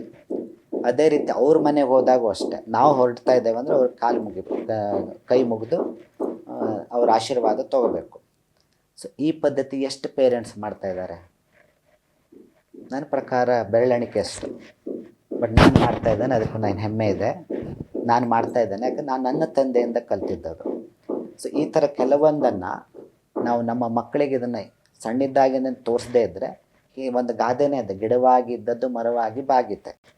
ಈಗ ಚಿಕ್ಕಂದಿದ್ದಾಗ ನೀವು ಇಂಥ ಹಿರಿಯವರಿಗೆ ರೆಸ್ಪೆಕ್ಟ್ ಕೊಡಬೇಕು ಅಥವಾ ಗ್ರ್ಯಾಟಿಟ್ಯೂಡ್ ತೋರಿಸ್ಬೇಕು ಅಂತ ನೀವು ಕಲಿಸದೇ ಇದ್ದರೆ, ಆ ಮಗುಗೆ ಎಲ್ಲಿಂದ ಗೊತ್ತಾಗುತ್ತೆ? ಗೊತ್ತಾಗಲ್ಲ. ಸೊ ಅದೇ ನ್ಯಾಚುರಲ್ ಓವರ್ ಕಾನ್ಫಿಡೆನ್ಸ್ ಈಸಿಯಾಗಿ ಅವರಲ್ಲಿ ಡೆವಲಪ್ ಆಗುತ್ತೆ. ಅದನ್ನು ಆಗಲಿಕ್ಕೆ ಬಿಡಬೇಡಿ. ಈಗ ನಾವು ಸೋಷಿಯಲ್ ಆ್ಯನಿಮಲ್, ಹ್ಯೂಮನ್ಸ್ ಏನಿದೆ ಅಲ್ವ, ನಾವು ಸೋಷಿಯಲ್ ಆ್ಯನಿಮಲಲ್ಲಿ ಬರ್ತೇವೆ. ಈಗ ಮೊನ್ನೆ ಒಂದು ಪ್ರೋಗ್ರಾಮ್ ನೋಡ್ತಾ ಇದ್ದೆ ಡಾಲ್ಫಿನ್ಸ್ದ ಬಗ್ಗೆ. ಸೊ ಅದರಲ್ಲಿ ಅವನು ಹೇಳ್ತಾ ಇದ್ದ, ಆ ಗ್ರ್ಯಾಂಡ್ ಡಾಟರಿಗೆ ಡಾಲ್ಫಿನ್ ಕಲಿಸ್ಕೊಡ್ತಾ ಇದೆ. ಅಂದರೆ ಡಾಲ್ಫಿನ್ ಏನಾಗಬೇಕಾಯ್ತು, ಅಜ್ಜಿ ಆಗಬೇಕಾಯ್ತು. ಅದು ಬೇಟೆ ಆಡೋದು ಹೇಳ್ಕೊಡ್ತಾ ಇದೆ. ಮತ್ತು ಅದು ಗ್ರೂಪಲ್ಲೇ ಇರುತ್ತಂತೆ, ಒಂದು ಫ್ಯಾಮಿಲಿ ಅಂತ. ನಾವು ಆ ಥರ ಈಗ ಪ್ರಾಕ್ಟೀಸ್ ಇದೆಯಾ? ಎಷ್ಟೊಂದು ಫ್ಯಾಮಿಲಿ ಬರೀ ತಂದೆ ತಾಯಿ ಮಕ್ಕಳು ಮುಗೀತು. Most of the family. ಹಾಂ, ಯಾಕೆಂದರೆ ಮನೇಲಿ ಒಬ್ಬರು ಹಿರಿಯವರು ಅಂತ ಇದ್ದರೆ ಆವಾಗ ಅವರಿಂದ ಕಲಿಯೋದು ಬಹಳಷ್ಟೇ ಇರುತ್ತೆ. ಬಟ್ ಕೆಲವೊಂದು ಸತಿ ಈಗ ಕಂಡು ಬಂದಿದ್ದು ಕೆಲವೊಂದು ಸಮಸ್ಯೆ ಏನು ಅಂದರೆ, ಅಜ್ಜಿ ಅಥವಾ ಅಜ್ಜನ ಅತಿಯಾದ ಮುದ್ದು ಕೂಡ ಮಕ್ಕಳನ್ನು ಹಾಳು ಮಾಡ್ತದೆ ಅಂತ. ಸೊ ಅದು ಬೆಳವಣಿಗೆ ಎಷ್ಟು ಕೇಸುಗಳಿದೆ ಅಂತ ಅದು. ಬಟ್ ಆದರೂ ಕೂಡ ಅವರಿಂದ ಕಲಿಯೋದು ಅಷ್ಟೇ ಇರುತ್ತೆ. ಸೊ ಮತ್ತು ಆವಾಗೂ ಕೂಡ ನಾವು ಅವರಿಗೆ ಡೈಲಿ ಅಜ್ಜ ಅಥವಾ ಯಾರಿದ್ರು ಕೂಡ ಅವರಿಗೆ ನಮಸ್ಕಾರ ಮಾಡೋದು, ಬಂದವರಿಗೆ ನಮಸ್ಕಾರ ಮಾಡೋದು ಎಲ್ಲ ನಾವು ಕಲಿಸಲೇಬೇಕು. ಪಾಲಕರಾದ ನಮ್ಮದು ಅದು ಕರ್ತವ್ಯ. ಸೊ ಇದಿಷ್ಟನ್ನು ನಾನು ಮತ್ತೊಮ್ಮೆ ಪಾಲಕರಿಗೂ ಕೂಡ, ಇವನ್ ವಿದ್ಯಾರ್ಥಿಗಳು ಕೂಡ ಗ್ರ್ಯಾಟಿಟ್ಯೂಡ್ ಅನ್ನೋದು ನಮ್ಮ ಜೀವನದಲ್ಲಿ ನಾವು ಅಳವಡಿಸ್ಕೊಳ್ಳೇಬೇಕು. ಸೊ ಯಾಕೆ ಅಂದರೆ ಟೀಚರ್ ಆದವರಾದರೂ ಆಗಲಿ ಅಥವಾ ಪಾಲಕರಾಗಲಿ, ಸೊ ನಿಮಗೆ ಜೀವನದಲ್ಲಿ ಈಗ ಪಾಲಕರು ನಿಮಗೆ ಈ ಭೂಮಿಗೆ ಬರಲಿಕ್ಕೆ ಕಾರಣ ಆ ಪಾಲಕರೇ. ಅದೇ ರೀತಿ ಟೀಚರ್ಸ್ ಏನೋ ಒಂದು ಅವ್ರಿಗೆ ಗೊತ್ತಿರೋ ನಾಲೆಜನ್ನು ನಿಮಗೆ ಕೊಟ್ಟಿರ್ತಾರೆ. ಅದಕ್ಕೆ ಶೋಯಿಂಗ್ ದಿ ಗ್ರ್ಯಾಟಿಟ್ಯೂಡ್ ಅದು ಕೂಡ ಬಹಳ ಇಂಪಾರ್ಟೆಂಟ್. ನಮ್ಮ ಶಿಕ್ಷಣ ನಮ್ಮ ವಿಚಾರಗಳನ್ನು ಬೋಧಿಸ್ತಾ ಇಲ್ಲ. ಎಷ್ಟೋ ಮಕ್ಕಳಿಗೆ ಶಂಕರಾಚಾರ್ಯರ ಬಗ್ಗೆ, ಮಧ್ವಾಚಾರ್ಯರ ಬಗ್ಗೆ ಗೊತ್ತಿಲ್ಲ. ಶೇಕ್ಸ್ಪಿಯರ್ ಗೊತ್ತು, ಇನ್ಯಾವುದೊಂದು ಬ್ರಿಟನ್ ಲಿಟ್ರೇಚರ್ ಬರಹಗಾರ ಗೊತ್ತು. ನಮ್ಮ ವಿಚಾರಗಳು ಅವ್ರಿಗೆ ಗೊತ್ತಿಲ್ಲ. ಯಾವುದೋ ಒಂದು ಮೂವಿ ಬರಬೇಕು, ನಮ್ಮ ವಿಚಾರಗಳು ಗೊತ್ತಾಗಬೇಕು ಅಂದ್ರೆ ಒಂದು ಮೂವಿ ಮೂಲಕ ಬರಬೇಕು. ಅದೆಷ್ಟು ಅವ್ರು ಮೆಚೂರ್ ಆದಮೇಲೆ ಒಂದಷ್ಟು ವಿಚಾರಗಳು ಗೊತ್ತಾಗುತ್ತೆ. ಇದು ಶಿಕ್ಷಣ ವ್ಯವಸ್ಥೆ ತಪ್ಪು ಅಥವಾ ನಮ್ಮ ತಪ್ಪೋ ಗೊತ್ತಿಲ್ಲ. ಈ ಒಂದು ಸ್ಥಿತಿಯನ್ನು ಹೇಗೆ ಸುಧಾರಿಸಬಹುದು? ಇದು ಬಹಳ ಸರಿಯಾದ ಪ್ರಶ್ನೆನೇ ಕೇಳಿದ್ದೀರಿ. ನಿಜ. ಯಾಕೆಂದರೆ ನಾವು ಚಿಕ್ಕಂದಿದ್ದಾಗ ಓದಿದ್ದು ಬೇರೆಯವರು ನಮ್ಮ ಮೇಲೆ ಅಟ್ಯಾಕ್ ಮಾಡಿ ಇಲ್ಲಿ ದೇವಸ್ಥಾನ ಧ್ವಂಸ ಮಾಡಿದ್ರು, ಹೋದರು ಅಂಥವ್ರದನ್ನೇ ಓದಿದ್ದೀವಿ. ಬಿಟ್ಟರೆ ಕೆಲವೊಂದು ಸ್ವಾತಂತ್ರ್ಯ ಹೋರಾಟಗಾರರು ಇನ್ನೂ ಕೆಲವೊಬ್ಬರು ಇದ್ದಾರೆ. ಸುಭಾಷ್ ಚಂದ್ರ ಬೋಸ್ ಇರ್ಬೋದು ಅಥವಾ ಬೇರೆ ಬೇರೆ ಪ್ರಮುಖ ವ್ಯಕ್ತಿಗಳಿದ್ದಾರೆ. ಅವ್ರ ಬಗ್ಗೆ ಎಲ್ಲ ನಾವು ಓದಿಲ್ಲ. ಅದೇ ರೀತಿ ನಮ್ಮ ರಾಜರ ಬಗ್ಗೆ ನಮಗೆ ಸುಮಾರಷ್ಟು ವಿಷಯಗಳು ಗೊತ್ತಿಲ್ಲ. ಸೊ ಇದು ನೀವು ಕೇಳಿದ್ದು ಸರಿ ಇದೆ. ಇದು ಚೇಂಜ್ ಆಗಲೇಬೇಕು. ಯಾಕೆಂದರೆ ನಾನು ಇಂಡಿಯಾದಲ್ಲಿ ಹುಟ್ಟುಬಿಟ್ಟು ಇಂಗ್ಲೆಂಡಿನ ಹಿಸ್ಟ್ರಿ ಬಗ್ಗೆ ನಾನು ಕಲ್ತ್ಕೊಂಡು ಏನು ಮಾಡೋದಿದೆ? ಕಲಿಬೇಕು, ಇಲ್ಲ ಅಂತ ಹೇಳ್ತಾ ಇಲ್ಲ. ಅಷ್ಟು ನ್ಯಾರೋ ಮೈಂಡ್ ಇಲ್ಲ ನಂದು. ಜಗತ್ತು ಒಂದು ನಮ್ಮ ಒಂದು ಇದೇ ಇದೆ, ವಸುದೈವ ಕುಟುಂಬಕಂ ಅಂತ. ಎಲ್ಲ ವಿಷಯನೂ ತಿಳ್ಕೊಳ್ಳೋಣ. ಬಟ್ ನಮ್ಮ ಬಗ್ಗೆ ನಮಗೆ ಗೊತ್ತಿಲ್ಲದೆ ಬೇರೆ ವಿಷಯ ತಿಳ್ಕೊಂಡು ನಾವು ಏನು ಮಾಡಲಿಕ್ಕೂ ಆಗಲ್ಲ. ಸೊ ಆದ್ದರಿಂದ ಇದು ಒಂದು ಚೇಂಜ್ ಆಗಲೇಬೇಕು. ಹಿಸ್ಟ್ರಿ ಎಸ್ಪೆಷಲಿ ನಮ್ಮ ಹಿಸ್ಟ್ರಿ ಕೆಲವೊಂದು ಇದರಲ್ಲಿ ನಮ್ಮ ಒಂದು ಇಂಡಿಯನ್ ಕಲ್ಚರನ್ನು ಇನ್ಕ್ಲೂಡ್ ಮಾಡಲೇಬೇಕು. ಇದು ಆಗ್ಬೋದು ಅಂತ ಅಂದ್ಕೊಂಡಿದ್ದೇನೆ ಇನ್ಮೇಲಾದರೂ. ಇಷ್ಟು ವರ್ಷ ಅಂತೂ ಆಗಿಲ್ಲ, ನಾವು ಕಲಿಯುವಾಗಂತೂ ಆಗಿಲ್ಲ. ಈಗೂ ಸದ್ಯದಲ್ಲೂ ಸ್ವಲ್ಪ ಚೇಂಜ್ ಆಗಿದೆ, ಬಿಟ್ಟರೆ ಭಾಳ ಚೇಂಜಸ್ ಆಗಿಲ್ಲ. ಹಾಗಂತ ನಾನು ಯಾವುದರ ವಿರುದ್ಧನೂ ಹೇಳ್ತಾ ಇಲ್ಲ. ಮತ್ತು ಇದು ನನ್ನ ಪರ್ಸ್ನಲ್ ಒಪಿನಿಯನ್. ಮತ್ತು ನನ್ನ ಪ್ರಕಾರ ಇದರಲ್ಲಿ ಹೌದು. ಯಾಕಂದ್ರೆ ನಾವು ಇಂಡಿಯನ್ ಕಲ್ಚರ್ ಬಗ್ಗೆ ತಿಳ್ಕೊಳ್ಳೋದೇನೆ ಬೇರೆಯವ್ರ ಬಗ್ಗೆ ಅದ್ರ ಬಗ್ಗೆ ತಿಳ್ಕೊಳ್ಳೋದ್ರಲ್ಲಿ ಅರ್ಥ ಇಲ್ಲ. ಈಗೇನಾಗುತ್ತೆ, ಮುಂದೆ ನಾವು USA ಬಗ್ಗೆ ಅಥವಾ UK ಬಗ್ಗೆ ಫುಲ್ ತಿಳ್ಕೊತೇವೆ, ಕುತೂಹಲ ಬರ್ತದೆ. ಈಗ ನೋಡಿ, ನಮ್ಮಷ್ಟು ಭಾಳಷ್ಟು ವಿದ್ಯಾರ್ಥಿಗಳು ಚೆನ್ನಾಗಿ ಓದಿ ಗೋಲ್ಡ್ ಮೆಡಲ್ ಅಥವಾ ಒಳ್ಳೆ ರ್ಯಾಂಕ್ ಬಂದವರೆಲ್ಲ ನಮ್ಮ ದೇಶದಲ್ಲಿ ಇರದೆ ಹೊರಗಡೆ ಹೋಗ್ತಾ ಇದ್ದಾರೆ. ಅಲ್ಲಿ ಹೋಗಿ ದುಡಿಯೋದ್ಕೊಂಡು ಅಲ್ಲಿ ದೇಶಕ್ಕೆ ಉತ್ಪನ್ನ ಕೊಡ್ತಾ ಇದ್ದಾರೆ. ಅಲ್ಲ, ಅದು ತಪ್ಪೋ ಸರಿನೋ ಅದು ಬೇರೆ ಪ್ರಶ್ನೆ. ಬಟ್ ನಾನು ಹೇಳ್ತಾ ಇರೋದು, ಫಸ್ಟ್ ಚಿಕ್ಕಂದಿಂದನೇ ನಮ್ಮ ದೇಶದ ಬಗ್ಗೆ ಅವ್ರಿಗೆ ಅಭಿಮಾನ. ಹಾಗಂತ ಹೋದವ್ರಿಗೆ ಅಭಿಮಾನ ಇಲ್ಲ ಅಂತ ದಯವಿಟ್ಟು ಹಂಗೆ ಅಂದ್ಕೋಬೇಡಿ. ಸೊ ಎಲ್ಲರಿಗೂ ಅವ್ರ ದೇಶದ ಬಗ್ಗೆ ಅಭಿಮಾನ ಇದ್ದೇ ಇರುತ್ತೆ. ಬಟ್ ಎಜುಕೇಷನಲ್ಲಿ ಅಟ್ಲೀಸ್ಟ್ ನಾವು ಬೇಸಿಕ್ ಎಜುಕೇಷನ್ ಕೊಡುವಾಗ ನಮ್ಮ ಇಂಡಿಯನ್ ಕಲ್ಚರ್ ಬಗ್ಗೆ ಮತ್ತು ಇಲ್ಲಿ ಕೆಲವೊಂದು ಸ್ವಾತಂತ್ರ್ಯ ಹೋರಾಟಗಾರ ಇನ್ನೂ ಕೆಲವೊಂದು ವಿಷಯಗಳನ್ನ ಸೇರಿಸಲೇಬೇಕಾಗಿದೆ. ಇದರಲ್ಲಿ ಯಾವುದೇ ರಾಜಕೀಯ ಮಾಡಬಾರ್ದು. ಎಲ್ಲೋ ಒಂದು ಕಡೆ ಸಮಾಜ ಈ ಸ್ಥಿತಿಗೆ ಬರ್ಲಿಕ್ಕೆ ಶಿಕ್ಷಣನೇ ಕಾರಣ ಆಗ್ತದೆ ಅನ್ಸುತ್ತೆ. ಅಲ್ಲ, ಹಾಗಂತ ನಾವು ಬರೀ ಶಿಕ್ಷಣಕ್ಕೆ ಬ್ಲೇಮ್ ಮಾಡಲಿಕ್ಕೂ ಆಗಲ್ಲ. ಪ್ರತಿಯೊಬ್ಬರ ಜವಾಬ್ದಾರಿನೂ ಇರುತ್ತೆ. ಆ್ಯಸ್ ಅ ಪೇರೆಂಟ್ ನನ್ನ ಜವಾಬ್ದಾರಿನೂ ಇರುತ್ತೆ, ಆ್ಯಸ್ ಅ ಟೀಚರ್ ನಮ್ಮ ಜವಾಬ್ದಾರಿ ಇರುತ್ತೆ, ಆ್ಯಸ್ ಅ ಸ್ಟೂಡೆಂಟ್ಸ್ದು ಅವ್ರದ್ದು ಜವಾಬ್ದಾರಿ ಇರುತ್ತೆ, ಎಲ್ಲರ ಜವಾಬ್ದಾರಿನೂ ಇರುತ್ತೆ. ಇನ್ನು ಶಿರ್ಸಿ ಉತ್ತರ ಕನ್ನಡ ಭಾಗದ ಮಕ್ಕಳು ಬುದ್ಧಿವಂತರು ಅನ್ನುವಂತಹ ಒಂದು ಹೆಮ್ಮೆ ನಮಗಿದೆ. ಆದರೆ ಎಲ್ಲೋ ಒಂದು ಕಡೆ ಈ ಅಡ್ಮಿನಿಸ್ಟ್ರೇಷನ್ ಎಕ್ಸಾಮ್ಸಲ್ಲಿ ನಮ್ಮ ಮಕ್ಕಳು ಹಿಂದೆ ಉಳಿತಿದ್ದಾರೆ. ಅಷ್ಟು ಮನಸ್ಸು ಮಾಡ್ತಿಲ್ಲ, ಅದು ಯಾಕೆ ಗೊತ್ತಿಲ್ಲ. ಅಂದರೆ ನಮ್ಮ ಮಕ್ಕಳಿಗೆ ನಿಮ್ಮ ಸಲಹೆ ಏನು? ವಿದ್ಯಾರ್ಥಿಗಳು ಯಾವ ರೀತಿ ಅಡ್ಮಿನಿಸ್ಟ್ರೇಷನ್ ಲೆವೆಲ್ಗೆ ಹೋಗೋಕ್ಕೆ ಮನಸ್ಸು ಮಾಡಬೇಕು? ಇಲ್ಲಿ ಮೇಜರ್ ಆಗಿ ನನ್ನ ಪ್ರಾಬ್ಲಮ್ ಕಾಣ್ತಾ ಇರೋದು ಅಂದರೆ ಎಕ್ಸ್ಪೋಸರ್. ಮತ್ತು ಕಾನ್ಫಿಡೆನ್ಸ್ ಲೆವೆಲ್. ಈಗ ನಾನು ಕೆಲವೊಂದು ಹಳ್ಳಿಗಳಿಗೆ ಹೋದಾಗ ಅಲ್ಲಿ ನೋಡ್ತಾ ಇದ್ದೇನೆ, ವಿದ್ಯಾರ್ಥಿಗಳಿಗೆ ಕಾನ್ಫಿಡೆನ್ಸ್ ಕಮ್ಮಿ ಇದೆ. ಸಹಜ, ಯಾಕಂದರೆ ಅವ್ರಿಗೆ ಆ ಒಂದು ಎಕ್ಸ್ಪೋಸರ್ ಇಲ್ಲ, ಅಥವಾ ಅವರಿಗೆ ಯಾರೇ ಒಬ್ಬರು ಬಂದು ಈ ಥರ ಇದೆಯಪ್ಪ, ಮುಂದೆ ಹಿಂಗಿಂಗೂ ಆಗ್ಬೋದು ಅಂತ ಹೇಳಲಿಕ್ಕೆ ಗೈಡ್ಲೈನ್ಸ್ ಕೊಡೋರು ಯಾರೂ ಇಲ್ಲ, ಮಾರ್ಗದರ್ಶಕರು. ಟೀಚರ್ಸ್ ಹೇಳ್ತಾರೆ, ತಕ್ಕ ಮಟ್ಟಿಗೆ ಹೇಳೇ ಹೇಳ್ತಾರೆ, ಬಟ್ ಅದೇನು ಹೇಳ್ತಾರೆ, ನಮ್ಮ ಮನೆ ಮದ್ದು ನಮಗೆ ತಾಗಲ್ಲ ಅಂತ. ಅದೇ ರೀತಿ ನಮಗೆ ಪಾಠ ಮಾಡೋ ಟೀಚರ್ಸೇ ಅವರೇ ಹೇಳಿದ್ರೆ ಇವ್ರು ಯಾವಾಗೂ ಹೇಳ್ತಾರೆ, ಇವ್ರದ್ದೇನು ಕೇಳೋದು ಅಂತ. ಅದು ಸಹಜ, ಮನುಷ್ಯನ ಸ್ವಭಾವ. ಅದೇ ನೀವು ಬೇರೆ ಬೇರೆ ಊರುಗಳಿಗೆ ಹೋದಾಗ ಅಲ್ಲಿ ಬೇರೆ ಬೇರೆ ಕೋಚಿಂಗು ಅದು ಇದು ಎಲ್ಲ ಎಕ್ಸ್ಪೋಸರ್ ಭಾಳ ಇರುತ್ತೆ. ಕೋಚಿಂಗಿಗೆ ಹೋಗಬೇಕು ಅಂತಲ್ಲ, ಬಟ್ ಅವರಿಗೆ ಒಂದು ಮನಸ್ಸಿನಲ್ಲಿ ಅದು ಬರುತ್ತೆ, ಓಕೆ ಈ ಥರದ್ದು ಒಂದು ಕಾಂಪಿಟೇಷನ್ ಇದೆ, ಇದನ್ನು ನಾವು ತೊಗೋಬೋದು. ಈಗ JE ಅಥವಾ CET ಅಥವಾ KS IS ಇದೆಲ್ಲ ಕಾಂಪಿಟೇಟಿವ್ ಆಲ್ ಇಂಡಿಯಾ ಕಾಂಪಿಟೇಷನನ್ನು ಕ್ಲಿಯರ್ ಮಾಡಲಿಕ್ಕೆ 1 ವರ್ಷ ಅಥವಾ 2 ವರ್ಷದ ಎಫರ್ಟ್ಗಿಂತನೂ ಅವನ ಎಫರ್ಟ್ ಬುಡದಿಂದಾನೇ ಇರಬೇಕು. ಸೊ ಅದಕ್ಕೆ ಆ ಚಿಕ್ಕಂದಿಂದಾನೇ ಅವನಿಗೆ ಆ ಎಕ್ಸ್ಪೋಸರು ಈ ಭಾಗದ ಜನರಿಗೆ ಕಮ್ಮಿ.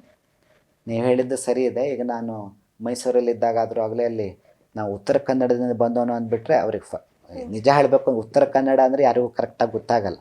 ಶಿರ್ಸಿ ಅಂದರೆ ಹಾಂ, ಸಿರ್ಸಿ ಅದು ಮಾರಿಕಾಂಬಾ ದೇವಸ್ಥಾನ ಅಂದ್ಬಿಟ್ಟು ಹಾಂ, ಬಟ್ ಅವ್ರಿಗೆ ಅದೊಂದು ಮನವರಿಕೆ ಇದೆ, ಏನು ಅಂದರೆ ಇಲ್ಲಿ ಜನರಿಗೆ ತಲೆ ಇದೆ, ಭಾಳ ಹುಷಾರಿದ್ದಾರೆ, ಈ ಥರನೇ ಎಲ್ಲ ಜನನೂ ಹೊರಗಡೆ ಮಾತಾಡ್ಕೋತಾರೆ. ಬಟ್ ಒಂದು ಮೇನ್ ನಮಗೆ ಡ್ರಾಬ್ಯಾಕ್ ಏನಾಗಿದೆ ಅಂದರೆ ಎಕ್ಸ್ಪೋಸರ್ ಇಲ್ಲ, ಅದರಿಂದ ನಮಗೆ ಕಾನ್ಫಿಡೆನ್ಸ್ ಇಲ್ಲ. ಸೊ ಇನ್ನು ಮೇಲಾದರೂ ಕೂಡ ಈಗೆಲ್ಲ ಮೊಬೈಲ್ ಎಲ್ಲ ಬಂದಿದೆ, ಇಂಟರ್ನೆಟ್ ಆಗಿದೆ, ಮಕ್ಕಳು ಕೇಳದೆ ಮೊಬೈಲ್ ಅಡಿಕ್ಷನ್ ಆಗ್ತಾ ಇದ್ದಾರೆ. ಸೊ ಅದರಿಂದ ಆದರೂ ಕೂಡ ಅವರಿಗೆ ಎಕ್ಸ್ಪೋಸರ್ ಸ್ವಲ್ಪ ಮಟ್ಟಿಗೆ ಆಗ್ತಾಯಿದ್ದು, ಇನ್ನು ನಮ್ಮ ಮಕ್ಕಳು ಮುಂದೆ ಬರ್ತಾರೆ ಅಂತ ಅಂದ್ಕೊಂಡಿದ್ದೇನೆ. ಹಾಗಂತ ಮೊಬೈಲ್ ಯೂಸ್ ಮಾಡಿ ಅಂತ ನಾನು ಹೇಳ್ತಾ ಇಲ್ಲ. ಭವಿಷ್ಯದಲ್ಲಿ ಚೈತನ್ಯ ಇನ್ಸ್ಟಿಟ್ಯೂಷನಿಂದ ನಾವೇನು ಎಕ್ಸ್ಪೆಕ್ಟ್ ಮಾಡ್ಬೋದು ಅಂದರೆ, ಈ ರೀತಿ ಕಾಂಪಿಟೇಟಿವ್ ಎಕ್ಸಾಮ್ಸಿಗೋ ಅಥವಾ ಮಕ್ಕಳಿಗೆ ಅಂದರೆ ಪಠ್ಯ ಬಿಟ್ಟು ಮತ್ತೇನಾದರೂ ಎಕ್ಸ್ಟ್ರಾ ಕರಿಕ್ಯುಲರ್ ಸಪೋರ್ಟ್ ಸಿಗ್ಬೋದಾ? ಈಗ ನೀವು ಸದ್ಯದಲ್ಲೇ ನೋಡಿರ್ಬೋದು, ನಮ್ಮದು ಕಾಲೇಜಿಂದ ಬರೀ ಈ PU ಎಕ್ಸಾಮ್ಗಳಿಗಾದರೂ ಆಗಲಿ ಅಥವಾ ಕಾಂಪಿಟೇಟಿವ್ ಎಕ್ಸಾಮ್ಗಳಿಗೆ ಮಾತ್ರ ರ್ಯಾಂಕ್ ಬರುತ್ತೆ. ಅಲ್ಲಿ ಒಂದು ಕಲ್ಚರಲ್ ಕಾಂಪಿಟೇಷನ್ನು, ಸ್ಪೋರ್ಟ್ಸು, ಪ್ರತಿಯೊಂದರಲ್ಲೂ ಮಕ್ಕಳು ರ್ಯಾಂಕ್ ತೊಗೋತಾ ಇದ್ದಾರೆ. ಸೊ ಯಾಕೆ ನನ್ನ ಪಾಲಿಸಿ ಏನು ಅಂದರೆ, ಅಥವಾ ನಮ್ಮ ಮ್ಯಾನೇಜ್ಮೆಂಟು ನಮ್ಮ ಯಾವುದೇ ಒಂದು ಡಿಸಿಷನ್ ಸಪೋರ್ಟ್ ಆಗಿ ಯಾವತ್ತೂ ನಿಂತಿದ್ದಾರೆ. ಸೊ ಮಕ್ಕಳಿಗೆ ಬರೀ ಎಜುಕೇಷನ್ ಮಾತ್ರ ನಾವು ಇದು ಮಾಡೋ ಬದಲು ಅವರಿಗೆ ಟ್ಯಾಲೆಂಟ್ ಇದ್ದರೆ ಸ್ಪೋರ್ಟ್ಸ್ ಇರ್ಬೋದು ಅಥವಾ ಕಲ್ಚರಲ್ ಕಾಂಪಿಟೇಷನ್ ಇರ್ಬೋದು, ನೃತ್ಯ, ಭರತನಾಟ್ಯಂ ಯಾವುದೋ ಒಂದು ಅವರಿಗೆ ಇಂಟ್ರೆಸ್ಟ್ ಇದ್ದರೆ ಅದಕ್ಕೂ ಕೂಡ ಅವಕಾಶ ಕೊಡ್ತಾ ಇದ್ದಾವೆ. ಅದಕ್ಕೆ ಇನ್ನು ಮೇಲಾದರೂ ಕೂಡ, ಇನ್ನು ಮುಂದಾದ್ರೂ, ಇಲ್ಲಿ ತನಕ ಅಂತೂ ಇದೆ, ಇನ್ನು ಮುಂದೂ ಕೂಡ ಸೊ ಚೈತನ್ಯ ಕಾಲೇಜಿಂದ ಹೊರಗೆ ಬರೋ ವಿದ್ಯಾರ್ಥಿಗಳನ್ನು ನೀವು ಅವ್ರಿಗೆ ಯಾವುದು ಟ್ಯಾಲೆಂಟ್ ಇದೋ ಅದರಿಂದನೂ ಅವರು ಹೆಸರು ಗಳಿಸ್ತಾರೆ. ಇದು ನನ್ನ 100% ಭರವಸೆ ಕೊಡ್ತಾ ಇದ್ದೇನೆ. ಮತ್ತು ಇದಕ್ಕೆ ನಮ್ಮ ಮ್ಯಾನೇಜ್ಮೆಂಟು ಕೂಡ ಯಾವತ್ತೂ ಇದಕ್ಕೆ ಸಪೋರ್ಟ್ ಆಗಿ ನಿಂತಿದೆ. ಇನ್ನೇನು ಬರ್ತಾ ಇದೆ, ಸೆಕೆಂಡ್ PUC ಎಕ್ಸಾಮ್ಸ್ ಬರ್ತಾ ಇದೆ, ಮಕ್ಕಳಿಗೆ ಒಂದೆರಡು ಟಿಪ್ಸ್ ನೀಡಿ ಕಾನ್ಫಿಡೆನ್ಸ್ ಬೂಸ್ಟ್ ಮಾಡಿ. ಓಕೆ, ಇನ್ನು ಸೆಕೆಂಡ್ ಇಯರ್ ಎಕ್ಸಾಮ್ ಬರ್ತಾ ಇದೆ, ಮಾರ್ಚ್ 1ರಿಂದ ಶುರು. ಸೊ ಇನ್ನು ಟೈಮ್ ಇಲ್ಲ. ಸೊ ಅದಕ್ಕೆ ನಾನು ಯಾವತ್ತೂ ಮಕ್ಕಳಿಗೆ ಹೇಳೋದು ಅಂದರೆ, ಯಾವತ್ತೂ ನಾವು ನಂಬರ್ ಆಫ್ ಡೇಸನ್ನು ನೋಡಬಾರ್ದು, ನಂಬರ್ ಆಫ್ ಅವರ್ಸನ್ನು ನೋಡಬೇಕು. ಇನ್ನು ಎಷ್ಟು ಅವರ್ ನನ್ನ ಹತ್ರ ಇದೆ, ಸೊ ಇದಕ್ಕೆ ನಾವು ಎಷ್ಟು ಅವರ್ ಸಬ್ಜೆಕ್ಟನ್ನು ಎಷ್ಟೆಷ್ಟು ಅವರ್ ಡಿಸ್ಟ್ರಿಬ್ಯೂಟ್ ಮಾಡ್ಬೋದು. ಸೊ ಅವರ್ಸ್ ಲೆಕ್ಕ ಹಾಕಿ ಅದರಂತೆ ನಿಮ್ಮ ಸಬ್ಜೆಕ್ಟನ್ನು ಡಿಸ್ಟ್ರಿಬ್ಯೂಟ್ ಮಾಡ್ಕೊಳ್ಳಿ. ಮತ್ತು ಈಗ 2 ರೀತಿ ಓದೋ ಪದ್ಧತಿ ಇದೆ ಮೇಡಮ್. ಒಂದು ನಾಲೆಜ್ ಬೇಸ್ಡ್, ಇನ್ನೊಂದು ಎಕ್ಸಾಮ್ ಬೇಸ್ಡ್. ನಾಲೆಜ್ ಬೇಸ್ಡ್ ಅನ್ನೋದು ಈಗ ಟೈಮ್ ಇಲ್ಲ, ಅದು ಥ್ರೂಔಟ್ ದಿ ಅಕಾಡೆಮಿಕ್ ಇಯರ್ ಆಗಬೇಕಿತ್ತು. ಎಕ್ಸಾಮ್ ಬೇಸ್ಡ್ ಅನ್ನೋದು ಎಕ್ಸಾಮಿಗೆ ಇಂಪಾರ್ಟೆಂಟ್ ಕ್ವಶನ್ಗಳು ಯಾವುದು ಬರುತ್ತೆ. ಯಾಕಂದ್ರೆ ನೀವೀಗ 5-6 ವರ್ಷದ ಕ್ವಶನ್ ಪೇಪರ್ ನೋಡಿಬಿಟ್ರೆ ನಿಮಗೆ ಗೊತ್ತಾಗ್ಬಿಡ್ತದೆ, ಈ ಕ್ವಶನ್ಗಳು ರಿಪೀಟೆಡ್ಲಿ ಬರ್ತಾ ಇರುತ್ತೆ ಅಂತ. ನೀವು ಎಕ್ಸಾಮ್ ಬೇಸ್ಡ್ ಈಗ ಪ್ರಿಪೇರ್ ಆಗಬೇಕು. ಇದು ನಾನು ಹೇಳ್ತಾ ಇರೋದು ಪಾಸಿಂಗ್ ಸ್ಟೂಡೆಂಟ್ಸ್ ಅಥವಾ ಬಾರ್ಡರ್ಲಿರೋರಿಗೆ. ಇನ್ನು ಆಲ್ರೆಡಿ ಒಳ್ಳೆ ಮಾರ್ಕ್ಸ್ ತೊಗೊಳ್ಳೋ ಮಕ್ಕಳಿಗೆ ಏನು ಅಂದರೆ, ನೀವು ಕೆಲವೊಂದು ಈ ವರ್ಷ ಥ್ರೂಔಟ್ ದಿ ಇಯರ್ ನೀವು ಓದಿರ್ತೀರ. ಸೊ ಅದರಲ್ಲಿ ಕೆಲವೊಂದು ಪಾಯಿಂಟನ್ನು ಮಾಡಿಟ್ಕೊಂಡಿರ್ತೀರ, ಇಂಪಾರ್ಟೆಂಟ್, ವೆರಿ ಇಂಪಾರ್ಟೆಂಟ್ ಅಂತೆಲ್ಲ ನೋಟ್ ಮಾಡಿಟ್ಕೊಂಡಿರ್ತೀರ. ಈಗ ನಿಮಗೆ ಅದನ್ನು ಗ್ಲಾನ್ಸ್ ಮಾಡಬೇಕು. ಓದೋದು ಬೇರೆ, ಗ್ಲಾನ್ಸ್ ಬೇರೆ. ಈಗ ಒಳ್ಳೆ ವಿದ್ಯಾರ್ಥಿಗಳೇ ಅದನ್ನು ಪದೇ ಪದೇ ಗ್ಲಾನ್ಸ್ ಮಾಡ್ತಾನೇ ಇರಬೇಕು. ಮತ್ತು ಈಗ PUCಲಿ ಏನಾಗಿದೆ ಅಂದರೆ, ಮುಂಚಿನ ಹಂಗೆ ಈಸಿ ರ್ಯಾಂಕ್ ತೊಗೊಳ್ಳೋದು ಕಷ್ಟ. ನಾವು ಕಲಿಯುವಾಗೆಲ್ಲ ಹೇಗಿತ್ತು ಅಂದರೆ, ರಿಯಾಕ್ಷನ್ ಅಥವಾ ಏನೋ ಒಂದು ಬರೀಲಿಕ್ಕೆ ಕೊಡ್ತಿದ್ರು, ನಾವು ಅದನ್ನು ಬರೆದ್ರೆ ನಮಗೆ ಮಾರ್ಕ್ಸ್ ಸಿಗ್ತಿತ್ತು. ಈಗ ಹಾಗಿಲ್ಲ, MCQ ಅಂತ ಇದೆ, ಮಲ್ಟಿಪಲ್ ಚಾಯ್ಸ್ ಕ್ವಶನ್ಸ್ ಅಂತ ಬಂದಿದೆ. ಸೊ ಅದಕ್ಕೆ ಈಗ ಕ್ವಶನ್ ಪೇಪರ್ ಸೆಟ್ ಹೇಗೆ ಮಾಡಿದ್ದಾರೆ ಅಂದರೆ, ಎಲ್ಲರೂ ಪಾಸ್ ಆಗ್ಬೋದು, ಬಟ್ ಔಟ್ ಆಫ್ ಔಟ್ ತೊಗೊಳೋದು ಕಷ್ಟ. ಕಷ್ಟ, ಸ್ಕೋರಿಂಗ್ ಕಷ್ಟ. ಇದು ಒಳ್ಳೆ ಸಿಸ್ಟಮ್ ಆಗಿದೆ. ಸೊ ಸ್ಕೋರಿಂಗ್ ಕಷ್ಟ, ಬಟ್ ಪಾಸ್ ಆಗ್ಬೋದು. ಸೊ ಅದಕ್ಕೆ ಸ್ಕೋರ್ ಮಾಡೋ ಮಕ್ಕಳಿಗೆ ಆ MCQನ ಪ್ರಾಕ್ಟೀಸ್ ಮಾಡಬೇಕು. ಸೊ ಈಗ ಫಾರ್ ಎಕ್ಸಾಂಪಲ್ ಕೆಲವೊಂದು ಸಬ್ಜೆಕ್ಟ್ಗಳಲ್ಲಿ ಬುಕ್ಗಳನ್ನು ಬಿಟ್ಟಿದ್ದಾರೆ. ಸೊ ಅದನ್ನು ಪ್ರಾಕ್ಟೀಸ್ ಮಾಡು. ಈಗ ಕೆಮಿಸ್ಟ್ರಿಯಲ್ಲಿ ಕ್ಯಾಪ್ಸುಲ್ಸ್, ಅದನ್ನು ಕ್ವಶನ್ ಬ್ಯಾಂಕ್ ಟೈಪ್ ಅದನ್ನು ಬಿಟ್ಟಿದೆ, ಅದನ್ನು ಪ್ರಾಕ್ಟೀಸ್ ಮಾಡಬೇಕು. ಸೊ ಈ ಥರದ್ದು. ಬಟ್ ಯಾರು ಬಾರ್ಡರಲ್ಲಿದ್ದಾರೋ ಅವ್ರು ಇದಕ್ಕೆಲ್ಲ ಕೈ ಹಾಕ್ಲಿಕ್ಕೆ ಹೋಗಬೇಡ್ರಿ, ನಿಮಗೆ ಟೈಮ್ ಇಲ್ಲ. ನೀವು ಎಕ್ಸಾಮ್ ಓರಿಯೆಂಟೆಡ್ ಯಾವ್ದು ಇಂಪಾರ್ಟೆಂಟ್ ಕ್ವಶನ್ಸ್ಗಳಿದೆ ಅದನ್ನು ಮಾತ್ರ ಪ್ರಾಕ್ಟೀಸ್ ಮಾಡ್ತಾ ಹೋಗಿ. ಆ್ಯಸ್ ಎ ಟೀಚರ್ ಇದು ಎಕ್ಸಾಮಿಗೆ ಅಂತ ನಾನು ಹೇಳ್ತಾ ಇರೋದು, ಬಟ್ ಮುಂದೆ ಕಾಂಪಿಟೇಟಿವ್ ಇದಕ್ಕೆ ಇದು ಹೆಲ್ಪ್ ಆಗಲ್ಲ. ನೀವು ಮುಂದೆ ನಾಲೆಜ್ ಅಂತ ತೊಗೊಳ್ಳೇಬೇಕು. ಸೊ ಅದಕ್ಕೆ ಈಗೇನಿದ್ರು ಎಕ್ಸಾಮ್ ಓರಿಯೆಂಟೆಡ್ ಪ್ರಿಪ್ರೇಷನ್ ಆಗಬೇಕು ಮಕ್ಕಳಿಂದ. ಇಷ್ಟೊತ್ತು ನಮ್ಮೊಟ್ಟಿಗಿದ್ದು ತಮ್ಮ ಅಭಿಪ್ರಾಯ ಅನಿಸಿಕೆ ಹಂಚಿಕೊಂಡಂತಹ ರಾಘವೇಂದ್ರ ಹೆಗಡೆ ಕಟ್ಟೆ ಅವರಿಗೆ ಹೃತ್ಪೂರ್ವಕ ಧನ್ಯವಾದಗಳು. ನಮ್ಮ ವಿಶ್ವಂಬರ ಟಿವಿ ಕುರಿತಾಗಿ ತಮ್ಮ ಅನಿಸಿಕೆಗಳನ್ನು ನಮ್ಮೊಟ್ಟಿಗೆ ಹಂಚಿಕೊಳ್ಳಿ ಸರ್. ಅನಂತಮೂರ್ತಿ ಹೆಗಡೆ ಅವರು ನಮ್ಮ ಕಾಲೇಜಿಗೆ ಒಂದು ಫಂಕ್ಷನಿಗೆ ನಾವು ಕರೆದಿದ್ದು ಚೀಫ್ ಗೆಸ್ಟ್ ಆಗಿ. ಅಲ್ಲಿ ಬಂದಾಗ ಅವ್ರ ಜೊತೆಗೆ ಅವ್ರ ತಂದೆಯವರನ್ನು ಕರ್ಕೊಂಡು ಬಂದಿದ್ದರು. ನನಗದು ಗೊತ್ತಿರಲಿಲ್ಲ ಅವ್ರ ತಂದೆಯವರು ಅಂತೇಳಿ. ನಾನು ಸಹಜವಾಗಿ ಕೇಳಿದೆ. ಸೊ ಅವ್ರ ಪರಿಚಯ ಆಗಿಲ್ಲ ಅಂತ. ಅವಾಗ ಅವ್ರು ಹೇಳಿದ್ರು, ನಮ್ಮ ತಂದೆಯವರು, ಅವರಿಗೂ ಒಂದು ಖುಷಿ ಆಗುತ್ತೆ, ನಮ್ಮ ಮಗ ವಿದ್ಯಾರ್ಥಿಗಳಿಗೆ ಯಾವ ರೀತಿ ಒಂದು ಮಾತಾಡ್ತಾನೆ ಅಂತ ಒಂದು ಖುಷಿ ಆಗುತ್ತೆ ಅಂತ. ನನಗೂ ಅದು ಬಹಳ ಒಂದು ಹೆಮ್ಮೆಯ ವಿಷಯ. ಅಂದರೆ ಅವ್ರ ಸಂಸ್ಕಾರ ಅದನ್ನು ತೋರಿಸುತ್ತೆ. ಯಾಕೆಂದರೆ ಯಾವುದೇ ತಂದೆಗೆ ಅವರ ಕಣ್ಣೆದುರಿಗೆ ಮಕ್ಕಳು ಬೆಳೀತಾ ಇರೋದು, ಅದು ಸೊಸೈಟಿಗೆ ಒಳ್ಳೆಯ ರೀತಿಯಲ್ಲಿ ಕಾಂಟ್ರಿಬ್ಯೂಷನ್ ಮಾಡ್ತಾಯಿದ್ರೆ ಯಾವುದೇ ತಂದೆಗಾದರೂ ಅದು ಹೆಮ್ಮೆಯ ವಿಷಯ. ಸೊ ಅದೇ ರೀತಿ ಇದೊಂದು ಒಳ್ಳೆಯ ಇನಿಷಿಯೇಷನ್. ಈ ಒಂದು ವಿಶ್ವಂಬರ ಚಾನೆಲ್ ಏನು ನೀವು ಶುರು ಮಾಡಿದಿರೋ ಇದು ಬೇಕಿತ್ತು, ಉತ್ತರ ಕನ್ನಡ ಜಿಲ್ಲೆಗೆ ಇದು ಬೇಕಿತ್ತು. ಯಾಕಂದರೆ ನನಗೆ ನನ್ನ ಅನಿಸಿಕೆ, ನಾವು ಮೀಡಿಯಾದಲ್ಲೂ ಕೂಡ ಸ್ವಲ್ಪ, ನನಗೆ ಮೀಡಿಯಾ ಬಗ್ಗೆ ಎಷ್ಟು ಗೊತ್ತಿಲ್ಲ, ಅನ್ಯಥಾ ಭಾವಿಸಬಾರ್ದು, ಬಟ್ ಮೀಡಿಯಾದಲ್ಲಿ ಸ್ವಲ್ಪ ಹಿಂದಿದ್ದೇವೆ compare to other district. So ಆ ಒಂದು ಇದರಲ್ಲಿ ಇದು ಒಂದು ಇನಿಷಿಯೇಷನ್, ಒಳ್ಳೆ ಇನಿಷಿಯೇಷನ್ ಆಗಿದೆ. ಸೊ ಇದರಿಂದ ಉತ್ತರ ಕನ್ನಡ ಜಿಲ್ಲೆಗೆ ಒಂದು ಒಳ್ಳೆ ಏನು ಹೇಳ್ತಾರೆ ಹೆಮ್ಮೆಯ ವಿಷಯ ಇದು. ಅದೇ ರೀತಿ ನಾನು ಒಂದು ನೀವು ನನಗೆ ಕರೆದು ಈ ಒಂದು ಇಂಟರ್ವ್ಯೂ ಮಾಡಿ ನನ್ನಿಂದ ಏನೋ ಒಂದು ಅಲ್ಪ ಸ್ವಲ್ಪ ಸೊಸೈಟಿಗೆ ತಿಳಿವಾಂಗೆ ಇದು ಮಾಡ್ತಾಯಿದ್ರು. ಅದಕ್ಕೆ ನಾನು ಅಪಾರ ಧನ್ಯವಾದಗಳನ್ನು ಹೇಳ್ತೇನೆ. ಅದು ಅನಂತಮೂರ್ತಿ ಹೆಗಡೆ ಸರಿಗಾದರೂ ಇರ್ಬೋದು, ಅಥವಾ ನಿಮಗಾದರೂ ಇರ್ಬೋದು ಭಾವನಾ ಅವರೇ. ಸೊ ಅದೇ ರೀತಿ ನಮ್ಮ ಗುರುಪ್ರಸಾದ್ ಶಾಸ್ತ್ರಿ ಅವರಿಗಾದರೂ ಇರ್ಬೋದು, ಯಾಕಂದ್ರೆ ಅವರು ಫಸ್ಟ್ ನನಗೆ ಭೇಟಿ ಆಗಿದ್ದರು. ಸೊ ಆಲ್ ಟುಗೆದರ್ ವಿಶ್ವಂಬರ ಚಾನಲಿಗೆ ನಾನು ಧನ್ಯವಾದಗಳನ್ನು ಹೇಳಲಿಕ್ಕೆ ಇಷ್ಟಪಡ್ತೇನೆ. ಧನ್ಯವಾದ.